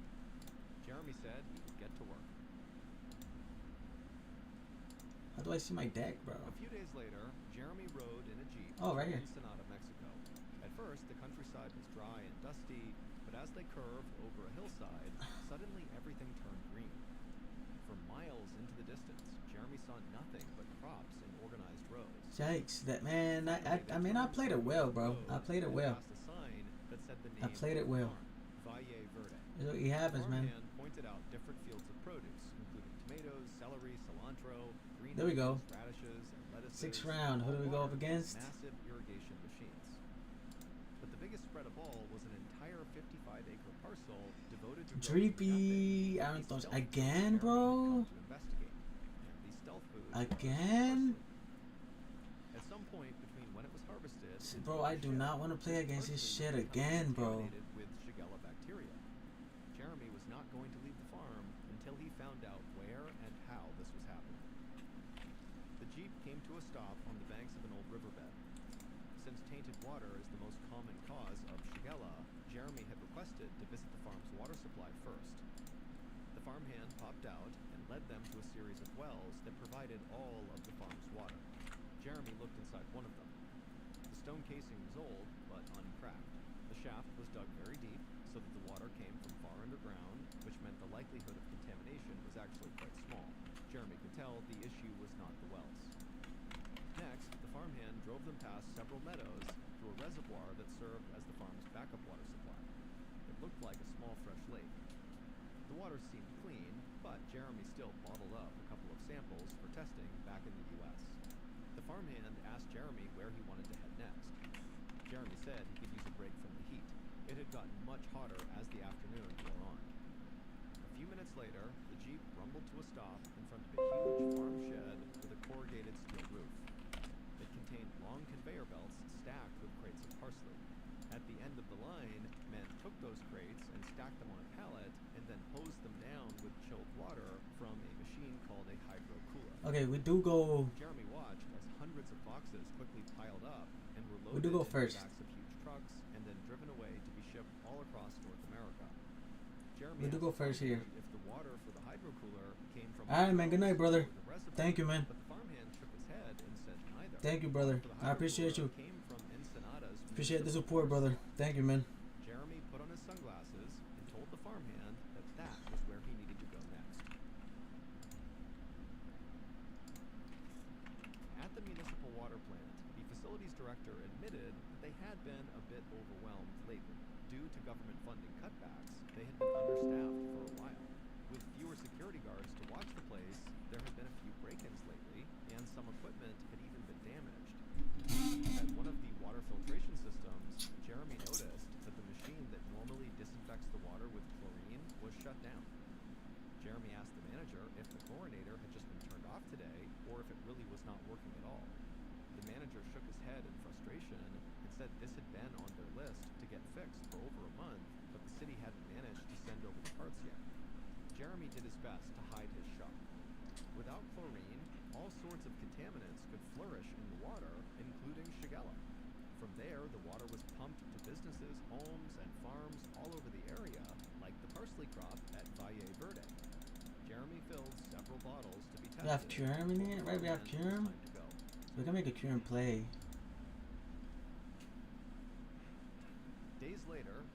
Jeremy got his results. Ensenada's municipal water was loaded with Shigella. But I have a switch, which I would have wanted, because I could have played Cliff up, and then, you know, it's okay though, it's okay. I don't know why I played that many, because they're gonna get shut down, right? They will get shut down. Ate the parsley without giving it a second thought. Jeremy knew they had been lucky in tracking down the source relatively quickly. They're gonna get shut down as soon as he puts iron thorns up.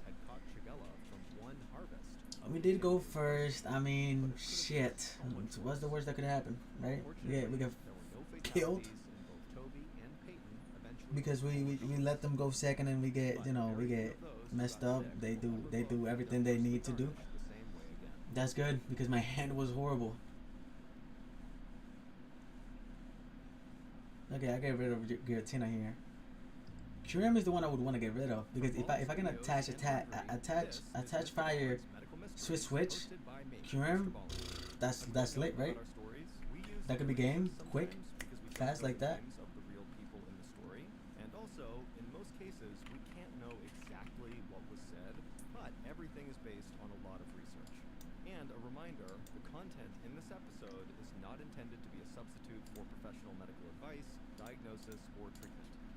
This episode. Let's go. So we're gonna go switch. Our editor is Heather Dundas. Sound design is by Matthew Chaleli. Coordinating producer is Sophia Martins. Our senior producer is Alex Benedon. Our associate producers and researchers are Sarah Bytack and Tasia Palaconda. Fact checking was done by Sheila Patterson. Okay, we get rid of a switch. Zach Levitt. Script editing is by Scott Allen and Evan Allen. Our coordinating producer is Matub Zaire.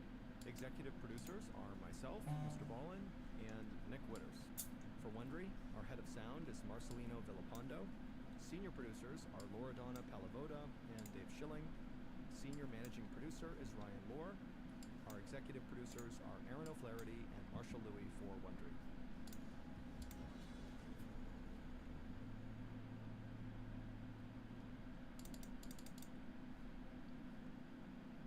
Hey Prime members, you can binge 8 new episodes of the MrBallen podcast 1 month early and all episodes ad-free on Amazon Music. Download the Amazon Music app today.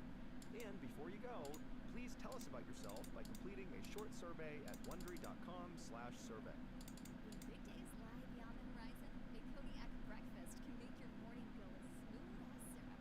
Fire up the griddle with delicious whole grain flapjacks that come in flavors like blueberry, dark chocolate, and buttermilk. Do we risk it, right? Stack is protein packed and crafted with 100% whole grains, so you can sneak in the good stuff first thing. Oh no, I played the Ultra Ball for no reason. I played the Ultra Ball for no reason. I should have grabbed this. I should have grabbed that.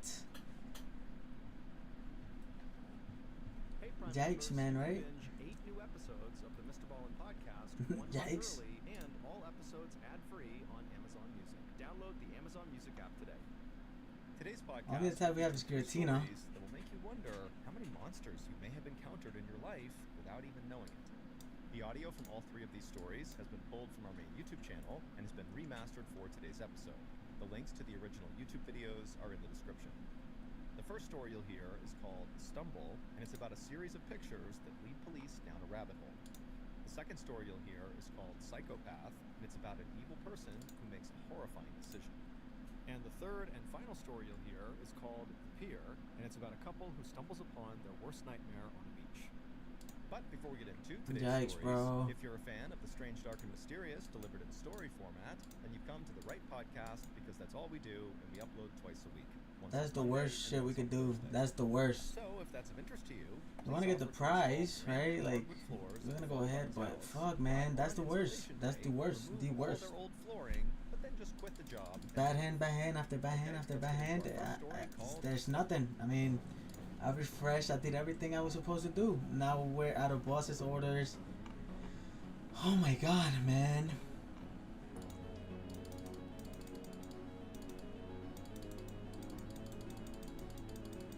Right?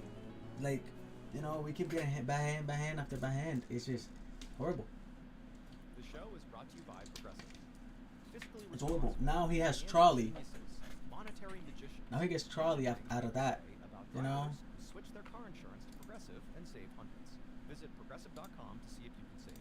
Progressive Casualty It gets Insurance Charlie Company out of and that. affiliates. Potential savings will vary, not available in all states or situations. Hey, I'm Ryan Reynolds. Recently, I asked Mint Mobile's legal team. Right? Wireless I feel like he gets Charlie out of that, yeah. They said yes. And then when So I there you asked go, to raise the that's prices game. violates those onerous 2-year contracts, they said, what the f? And there's no bringing that energy back either. So to recap, we're cutting the price of Mint Unlimited from $30 a month to just $15 a month. Give it a try at mintmobile.com/switch. $45 upfront payment equivalent to $15 per month. New customers on first 3-month plan only. Taxes and fees extra. Speed slower above 40 gigabytes per detail. We gon' ride, we gon' draw me, we gon' get shy, we gon' draw me, we gon' ride. In 1987, Every 21-year-old minute Deanna Wild tonight, had just no separated from her husband, lie. and she was living with her two friends, Virginia and BJ McGinnis, who were both 54 years old. Okay, I On mean, April 2nd of that year, the trio shoot, decided to we gotta go, surf except, a beautiful but very steep we and do dangerous need section that of the Central freaking, California coastline. we need Curum, bro. We need Curum in the Discord pile. Because we could go Curum, boom, boom, boom, if he doesn't do nothing here. Oh, he does, he does. But we could go, yeah, we could go Curum, tung, tung, tung, these three right here. It was ruled an accident, so investigating officers refrained from taking any on-scene photographs, accepting instead Virginia's photographs that she said she had taken right before it happened. 5, 6, 7. I have 2 more here, I think. 2 more energies in there. The only person she could think to ask to help her was a lawyer that went to the same church as her. His name was Steve Keeney, and Steve said, "Yeah, of course, I'll try to make some phone calls for you and see what I can do." And in doing so, he wound up learning about the case, about what happened to Deanna, and he discovered that her two friends, Virginia and BJ, had actually taken a life insurance policy out on Deanna. Okay, so we're gonna go here. Before she fell off the cliff. We grab this energy. Digging into the backgrounds of Virginia and BJ, and he discovered that Virginia had a history. We don't have a switch, right? A high number of accidental We only have one more switch. One more energy switch. She had cashed in a whole bunch of life insurance policies. So all of a sudden, Deanna's death did not look accidental. It's, you know, it is what it is. If we don't get that attack off here, we don't get the attack off here. Behind Deanna's death, but unfortunately, there was virtually no evidence to support that because when she died, the investigating officers ruled it an accident. So there was no crime scene, there was no evidence collected. The autopsy was very cursory, and so Steve would spend 5 years building a case against Virginia and BJ. But at the end of those, We don't have to switch here. The switch is in the prizes too. By the way. During their trial, the real story of what happened to Deanna finally emerged. On that April day in 1987, the trio went to Big Sur, and they had lunch together, they had a picnic, and while they were eating, BJ slipped some of his Energy there. I'm gonna keep it there. Deanna's drink, and so after lunch, the drugs were in Deanna's system, and she began There you go. to Here, here, maybe. Virginia and BJ had to literally hold her up. She was falling over. She was so tired. There we go. We got him there. We got him here. Now is when we get him. What a GG's, right? Walk over, Deanna's stumbling, and BJ's holding her up, and they get to the edge of the cliff, and BJ turns around to the oceans at his back and is propping up Deanna, and Virginia steps away and she takes the picture. And then right after that picture, BJ, while still holding Deanna, turned around to face the water and kind of carried Deanna right to the edge, and Virginia took one more picture of them facing the water. And then right after that picture was taken, BJ took Where do we put Deanna the 6 damage counters though? But perhaps the most disturbing part of this case is that as soon as he threw her off, Deanna kind of came to and whipped herself around and managed to grab onto the cliff with her hands. And so she's literally dangling 30 onto this ledge like in the movies, begging to be pulled back up. And Virginia and BJ, instead of helping her back up, 30, rocks and maybe? bashed her hands until she fell off the cliff. Right? Ultimately, it would be these last 2 pictures that Virginia took that got her and BJ I'm gonna go 30. Yeah. because these pictures clearly This I don't know, man. I don't know. We've gotten horrible hands. It happened in the last 2 games. Horrible hands. Yeah. I mean, we went on a good stretch, but then now we just have these horrible hands. You know, where, dude, we can't get rid of, you know, Curum and stuff like that. We can't get attacks off. We have to discard all this. So, you know, we've had it rough. We've had it roughed. and we've had it rough. You know, it's unfortunate.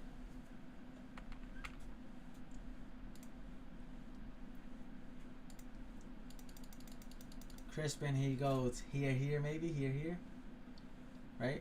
He goes energy here, energy here. 28-year-old Chris Smith was an up-and-coming star in the lead generation. He's gonna put an energy here, maybe. I'm guessing. Lead generation is not a flashy business.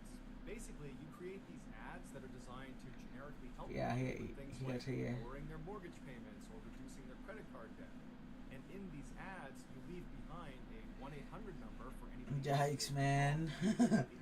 Yikes. Their information is taken down, and then the lead generator, the person who made that ad, they sell that information to mortgage brokers and debt consolidators and anybody else that wants access to that lead. Chris's ability to create these really compelling ads and get people to call said number was so good that it caught the attention of another up-and-comer in the lead generation space, a man by the name of Ed Shin. Ed worked for a lead generation company called LG Tech in Southern California, and Ed wound up hiring Chris. And we don't have this set up either yet. Right away, Chris and Ed only have one switch. Very different people. Chris was a surfer bro who wore flip-flops and t-shirts every day and never went to college. Ed was waiting for him to die so I can super rod, right? Father of three who went to church every Sunday. But where they overlapped was their shared desire to become fabulously wealthy. After working together for a little while at LG Tech and doing quite well for themselves, they realized they could actually make a lot more money. Wait, do we do that? And formed their own lead generation business. And so in early 2009, they did just that. They left LG Tech and they formed a new company called. I won't be able to get my energy back though. There's no way to get the energy back. No, I can't do it. Millions of dollars in revenue. See, I could have put Kiram down there. I do have Ultra Balls, right? So like, we could bench Fez. We could bench Fez just when I get KO'd. Yeah, but I can't do this because I need this when he dies. He was using his cash to party and gamble in Las Vegas. When Ed was at LG Tech, he would regularly go to Las Vegas to generate business. And while he was there, he developed a gambling addiction. When he and Chris formed 800 Exchange, Ed continued to go to Las Vegas to drum up business. It was something he was good at.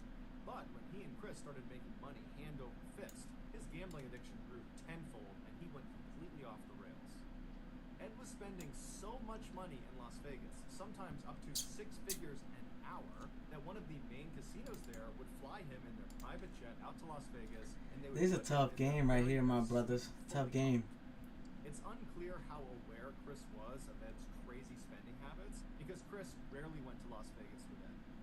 The men were living their respective dreams until October of that year, when Ed was charged with embezzlement. Their former employer, LG Tech, had alleged that Ed had siphoned off about $2.5 million from the business to fund his wild Las Vegas. Like, what do we do here, right? Ed told Chris these allegations were totally false, but Chris was shaken.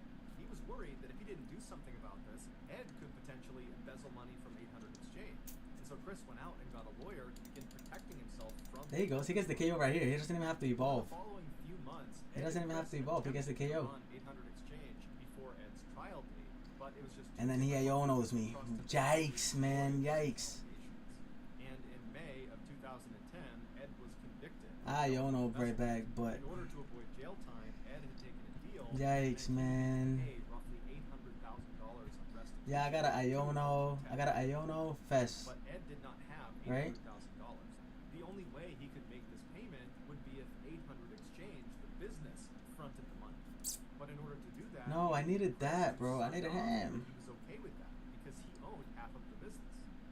Oh wait, I do have Prime Catcher here though, right? Yeah, I do. I'm worried you're going to take advantage of me too. But after a couple of weeks of talking to his lawyer, Chris finally told Ed that he was ready to meet up with him and come to some sort of agreement. And so on June 4th, the two men met up at the 800 Exchange office. Oh, he gets two. Doesn't he? Oh no, he could have. Yeah, if it would have been, he would have had that play hand.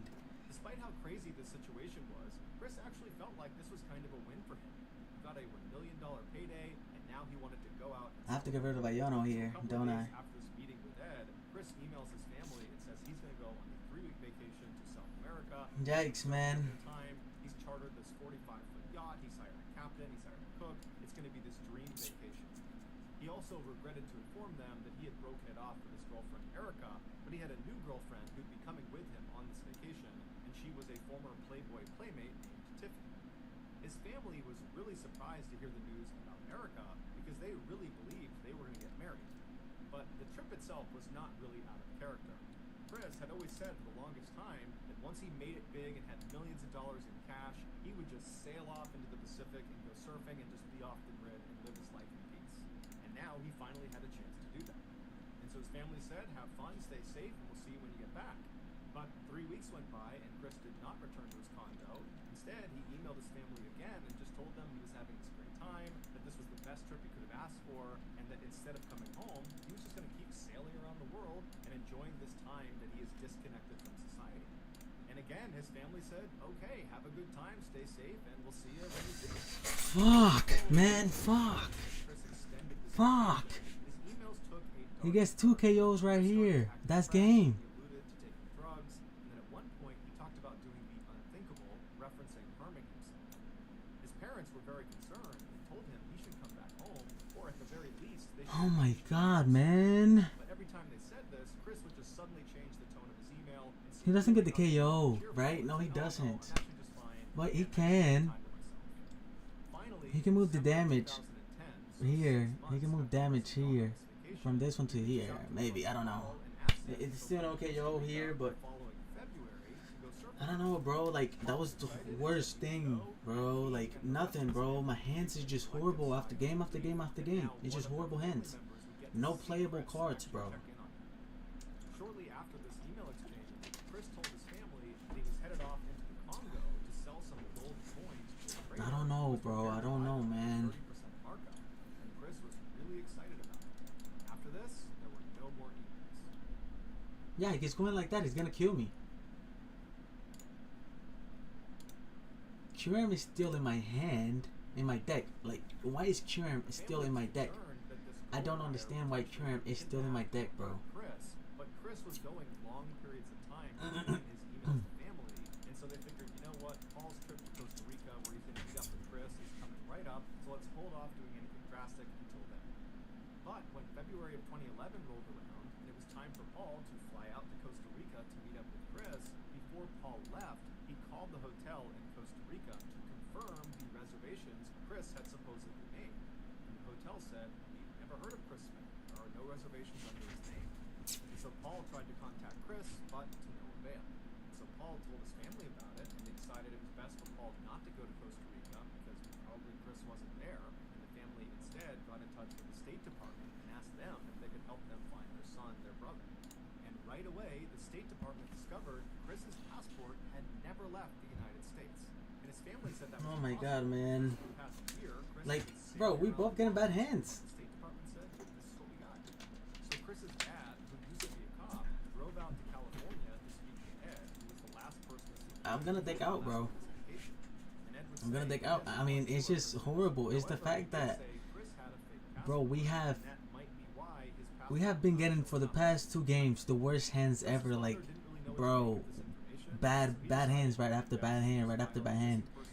Like, bro, I used freaking Professor. My draws were horrible. Like, I didn't get nothing in my hand, nothing good, nothing useful. Then I get trapped here. He can move the damage. He doesn't KO me though. But then if he does here KO, like, there's so many ways he can KO me, and I still haven't been able to put Cure, bro. Like, I still haven't been able to put Cure in the discard pile. That's the only way I could have won this past game, bro. Still nothing. I have nothing, bro. Nothing. Freaking nothing. Nothing, bro. Nothing. I have nothing. Like, what is this, bro? What is this game, right?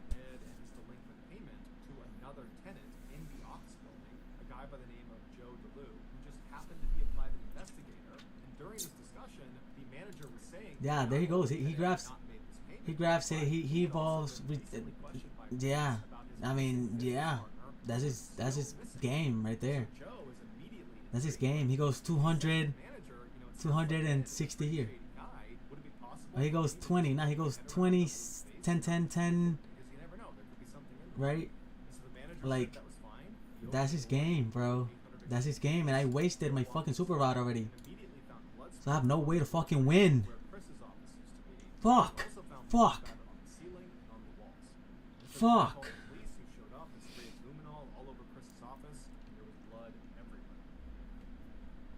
What the fuck? Chris didn't sell his portion of the business to Ed.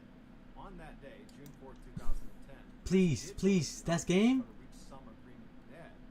That's not game though, right? No game?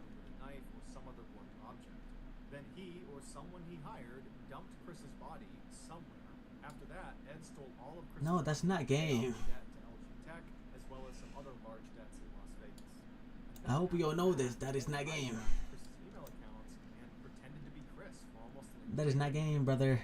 That is not game. Chris never took a boating trip around the never broke up with Yikes. He just got killed. That is not game. We lost. This ridiculous elaborate lie that was designed to make his family believe that Chris had become unstable and that maybe he did end his own life, or maybe he did get kidnapped or killed in the con. Ed was just trying to create that seed of doubt that he had anything to do with it. But in 2018, it all came crashing down for Ed, and the jury Right? Yeah, we lose here. sentenced him to life in prison without the possibility of parole. There's no game. To this day, Ed maintains his innocence, and to this day, Ed still will not give up on Chris's violence. We lose. GG's. As we get into the winter months, there's a lot to remember. Horrible fucking hands, man. Horrible fucking hands. Friends, we're traveling here for this holiday, we're bringing this to this party. Don't get me wrong, holidays are a wonderful time of year. Sometimes you wake up and just start to feel a credit hangover. Take the headache out of building 4242 credit fast with Checkoff, #1. #1 credit building app in the App Store. Yeah, we dropped. I mean, there's no. Credit check, no hidden fees, and no interest. Before I became MrBallen, my credit was not great. My wife and I were just trying to make Yeah, ends meet man. and take care of our That's kids. it for us. We don't. Great decisions were We did If you bad. thought about Kickoff back then, it would have been very helpful because Kickoff helps build your credit fast. If your credit is under 600, you could jump like Went 20 from points in your 5th first month. to Sign up in minutes Jesus, with MrBallen. down, No down, pressure, down. cancel anytime. Worry less about your credit and enjoy the holidays more with Kickoff. For a limited time, get your first month free. Go to getkickoff.com/MrBallen today. Again, for a month free of Kickoff without 42. We'll be down here. KIKOFF.com 17, 16. We dropped all the way down there. getkickoff.com/MrBallen to You know, act now. brother. Offer You know how it applies to is. Kickoff customers first month only, subject to approval. Average impact of 28-point increase in first month based on Equifax Vantage Score 3.0 changes for Kickoff customers with starting credit below 600 who made their first on-time payment between January 2021 and March 2024. Payment and credit activity outside Kickoff can have an impact on Me and him have played the best. individual results may vary. This message is sponsored by Greenlight. We all know the old saying about teaching a man to fish, and as parents, we want our kids to learn the things that will set them up for success. So, this holiday season, give kids money skills that last well beyond 24 He dropped. hours. The Puerto Rican dropped. The other Puerto Rican. Greenlight is a debit card and money app made for families where kids learn how to save, invest, and spend Yikes, bro. We had a good run. I mean, shit. We don't win though. We win nothing because of that match right there. Right? The next and final story of today's episode is called The Pier. We kept getting nothing. I mean, shit. There's nothing we can do after that. And then we got Snorlax undefeated. And then we have Gardevoir undefeated as well. August 31st, 2007, a young couple stepped on Yikes, bro. the sand of Elko Beach, Yikes. located at the very Yikes. southern tip of We died in the most. couple We grabbed lost each other's the hands, most stupidest smiled way for ever. seconds as We they couldn't looked get out shit at the going for water us. and saw all the Our hands were snow horrible. on the horizon, and You know, behind them were all these happens, beautiful bro. mountains. I mean, this was a spectacular place. They couldn't believe that a place so gorgeous and so remote was located only a 1-hour Damn, man. The couple's names were Kim and Chu. Kim was 21 years old, and he was an athlete and a very dedicated student. Chu, she was 20 years old and also very studious. 4-2. That's the record. She was a bit more reserved and shy. 4-2. That's the record. Now, Jesus Christ. Oh my God, brother. Okay, let's see the standing. Where are we? We are top 12. Top 12. 4-2. Top 12. Exploring this place called Yelpo Beach. Yelpo Beach is located right against this quaint 4-2. Top 12. We are top 12. Beautiful silver-colored sand. In fact, the beach is so famous, lots of people come out here and just camp out on the beach because it's just so beautiful. There's also a very busy open-air seafood market right nearby, which is really cool because all the fishermen come in. We'll be going up against Iron Thorns. Iron Thorns. Right? Like, how do we go up against Iron Thorns and win? I mean, we do get, we do have, so I'm gonna add some Thai. Question mark. I'm ready to fuck it off. Which was not really a touristy attraction. It was just a regular fishing pier. But, you know, Kim and Chu had been on this hour-long train ride, and they wanted to stretch their legs. And the sun was starting to go down, and so they figured they could walk out on the pier, have a beautiful view of the water, watch the sunset, and then after that, they could go kind of explore the main areas. And so, Kim and Chu, still holding hands, began walking on the silver sandy beach in the direction of this fishing pier off in the distance. And as they were walking, Chu pulled out a camera, was taking all these pictures, but then at some point, Kim, who again is holding Chu's hand, he just abruptly stops and kind of squints his eyes and looks off in the distance towards the fishing pier. And Chu, she puts her camera down and asks Kim, what's going on? But Chu, without even saying anything to her, just raises his hand and points. And then seconds later, Kim and Chu were running down the beach. Let me know. The next day, Chu was supposed to call her mother and check in about how the trip was going so far, but she never did. Because, yeah, brother, I mean, shit. But it went straight to voicemail. Then also, when Chu's mother called Kim, Kim was also not answering his phone. And so by the end of this day, when Kim and Chu's parents had not heard from their child, they did not wait for any more information. This was so uncharacteristic of Kim and Chu, who were always good about checking in and letting the family know what they were doing, that the parents, they just immediately went to the police and filed missing persons reports. The police would launch an investigation very quickly, but they didn't have much to go on. All they knew was two adults were not answering their phone, but that was it. And so they started by trying to locate Kim and Chu's phones, but neither phone was giving up a signal, so they couldn't find them. And so next, the police went to Yelpo Beach and began talking to people who were there on the day that Kim and Chu were to ask them if they had noticed anything funny, if they had seen the couple, you know, did you notice them fighting, were they talking to anyone unusual, I mean, anything. But nobody remembered anything out of the ordinary, and the few people who had seen Kim and Chu on the day they were at Yelpo Beach, they said they seemed like a very happy, normal couple that were not fighting at all, and were just enjoying their time in Yelpo Beach. And so over the course of that weekend, the police tried everything they could to try to locate Kim and Chu and figure Let's see, because I don't, yeah, he said sure to the tie. And Kim and Chu never checked in by the end of that weekend. I asked him a tie. We'll finish 4-2-1. We don't get top 8 either way. You know, there's no reason to play the last match. We don't get top 8, so there's no point of playing it. There's no point of playing that match, really, at all. Both Kim and Chu were totally unrecognizable after being submerged in water for as long as they had been. Autopsies would show that Kim and Chu also had lots of bone fractures, but it wasn't clear if they were beaten. I think we do let the clock run out and stuff like that. So, yeah, I mean, we finished with a record of 4-2-1 for the tournament. But the police thought, you know, this looks like To be maybe they were murdered, and so the police went back. we go standings. We are top 12 right now. I don't know what top will be. And eventually, one of the detectives who was looking through all this footage found something really interesting. Nobody else had a tie. I think nobody else going for a tie. But it ain't worth playing the last match, bro.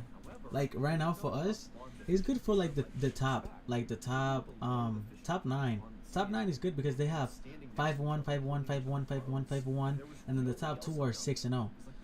So those matches are good for them. Like they should play those matches because it boosts them up. But then if we get like, you know, we won't get top 8, bro.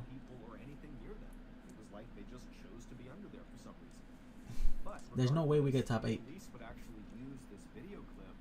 Now, a lot of these we're gonna go 6-1. You know. This was the final moment of the couple, you know, underneath this pier, and then something happened. Either an accident, they might have fallen in the water or something and drowned, or maybe, you know, someone that's 6-1 is going up against someone that's 4-3. Vehemently disagreed with the police assessment. There was nothing they could do. He just won his 7th match. Like his 6-1. He was 5-1. He won already. So there you go. There you have it. He's top 3. 2007, when 2 more bodies, 2 young women, washed up on shore right around the same area where Kim and Chu had. The 2 young women had a lot of similarities to Kim and Chu. They were in their early 20s, they were tourists at Yellow Beach, and their autopsy discovered that they had several bone fractures. And so this was enough for the police to launch a much bigger investigation into what was going on at Yellow Beach, which included reopening the Kim and Chu case. Yeah, and so man, we agreed on the tie. To go back through all the evidence in the Kim and Chu case and kind of re-examine it. And so this detective did look through all these pictures, and he would find one picture that broke the case wide open. Yeah, we agreed on the tie, brothers. So that's the tournament right there. That is the tournament. We finished 4-2-1. 4-2-1. Yikes, right? Kim had abruptly stopped, raised his finger, and pointed at something, and then seconds later, he and Chu were running in that direction. Well, what Kim had tie, man. Was a fisherman. I'm waiting for the other matches to be done and stuff like that. So, you know.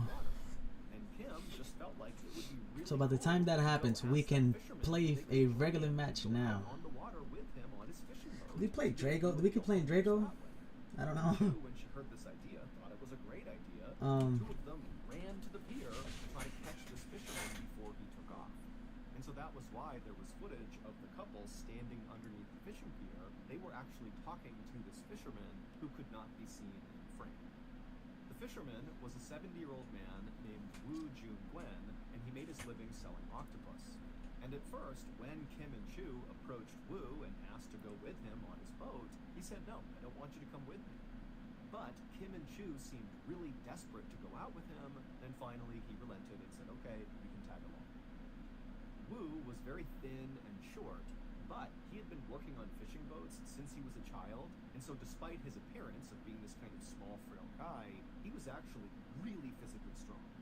And despite Wu's kind of harmless-seeming exterior, inside, Wu was a very, very disturbed person. The reason Wu did not want to bring Kim and Chu with him out on this boat is he knew he would have an urge that he would not be able to control. But when they kept begging him over and over again to go with him, he finally just accepted that this was going to happen. He allowed them on his boat, brought them out onto the water, and sure enough, he would act on those urges. Once Wu's boat was out on the water far away from the beach, he immediately pushed Kim overboard, so Kim falls into the water, and then grabbed his long metal grappling hook and began beating Kim in the water on his face, his arms, his hands, as Kim desperately tried to climb back in the boat. And eventually, we are the only ones with a tie, too. We are the only ones with a tie. On this boat, watching this happening. And so after her boyfriend has been beaten to death, Wu turns on Chu and does the same thing to her. Chucks her overboard and beats her until she dies from this grappling hook. Afterward, Wu just got back behind the wheel, putted back to shore, and sold his octopus like nothing had happened. And Wu very likely would have gotten away with these first 2 murders, except 4 weeks later, it just so happened that 2 more tourists, those 2 young women, happened to Takes, ask man. Wu the It was a same good game. question. It was "Do you good. have It was people good. on your boat?" And he would kill them the same way he killed Kim and June. Except one of those two young women, while they were out on the water in his boat before they were attacked, she sensed something was wrong, and she sent a text message saying she was in trouble on a boat. And when the police found these two women's bodies and found that text message, they immediately searched the registry that listed all the boats that had been out on the water near Yelpo Beach that day. And because it was a holiday, there was nobody out on the water except for one boat. That boat was Wu's boat. And this is where that photo the detective found on Chu's camera roll, when finally somebody looked through the photos, that's where that photo comes into play. The last picture that Chu took is of Wu. Wu is right in front of her. He's piloting the boat out into the open ocean, and Chu just took a picture of him, not knowing what was actually happening. That this guy was driving her out to her death. Ultimately, Wu would be convicted of the murders, even though he didn't really offer up any clear explanation as to why he killed these people. He just kind of acted on these urges, so to speak, and he would be sentenced to death. And he would become the oldest death row inmate in South Korea.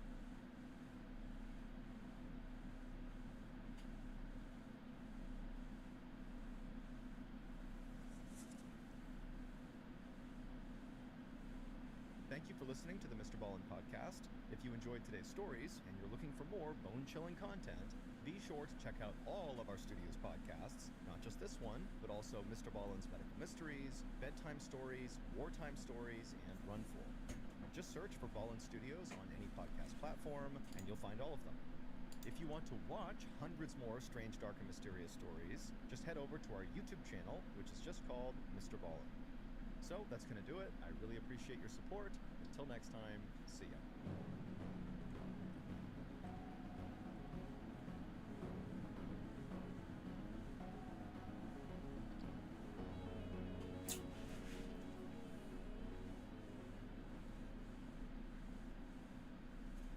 It was the best run we had so far.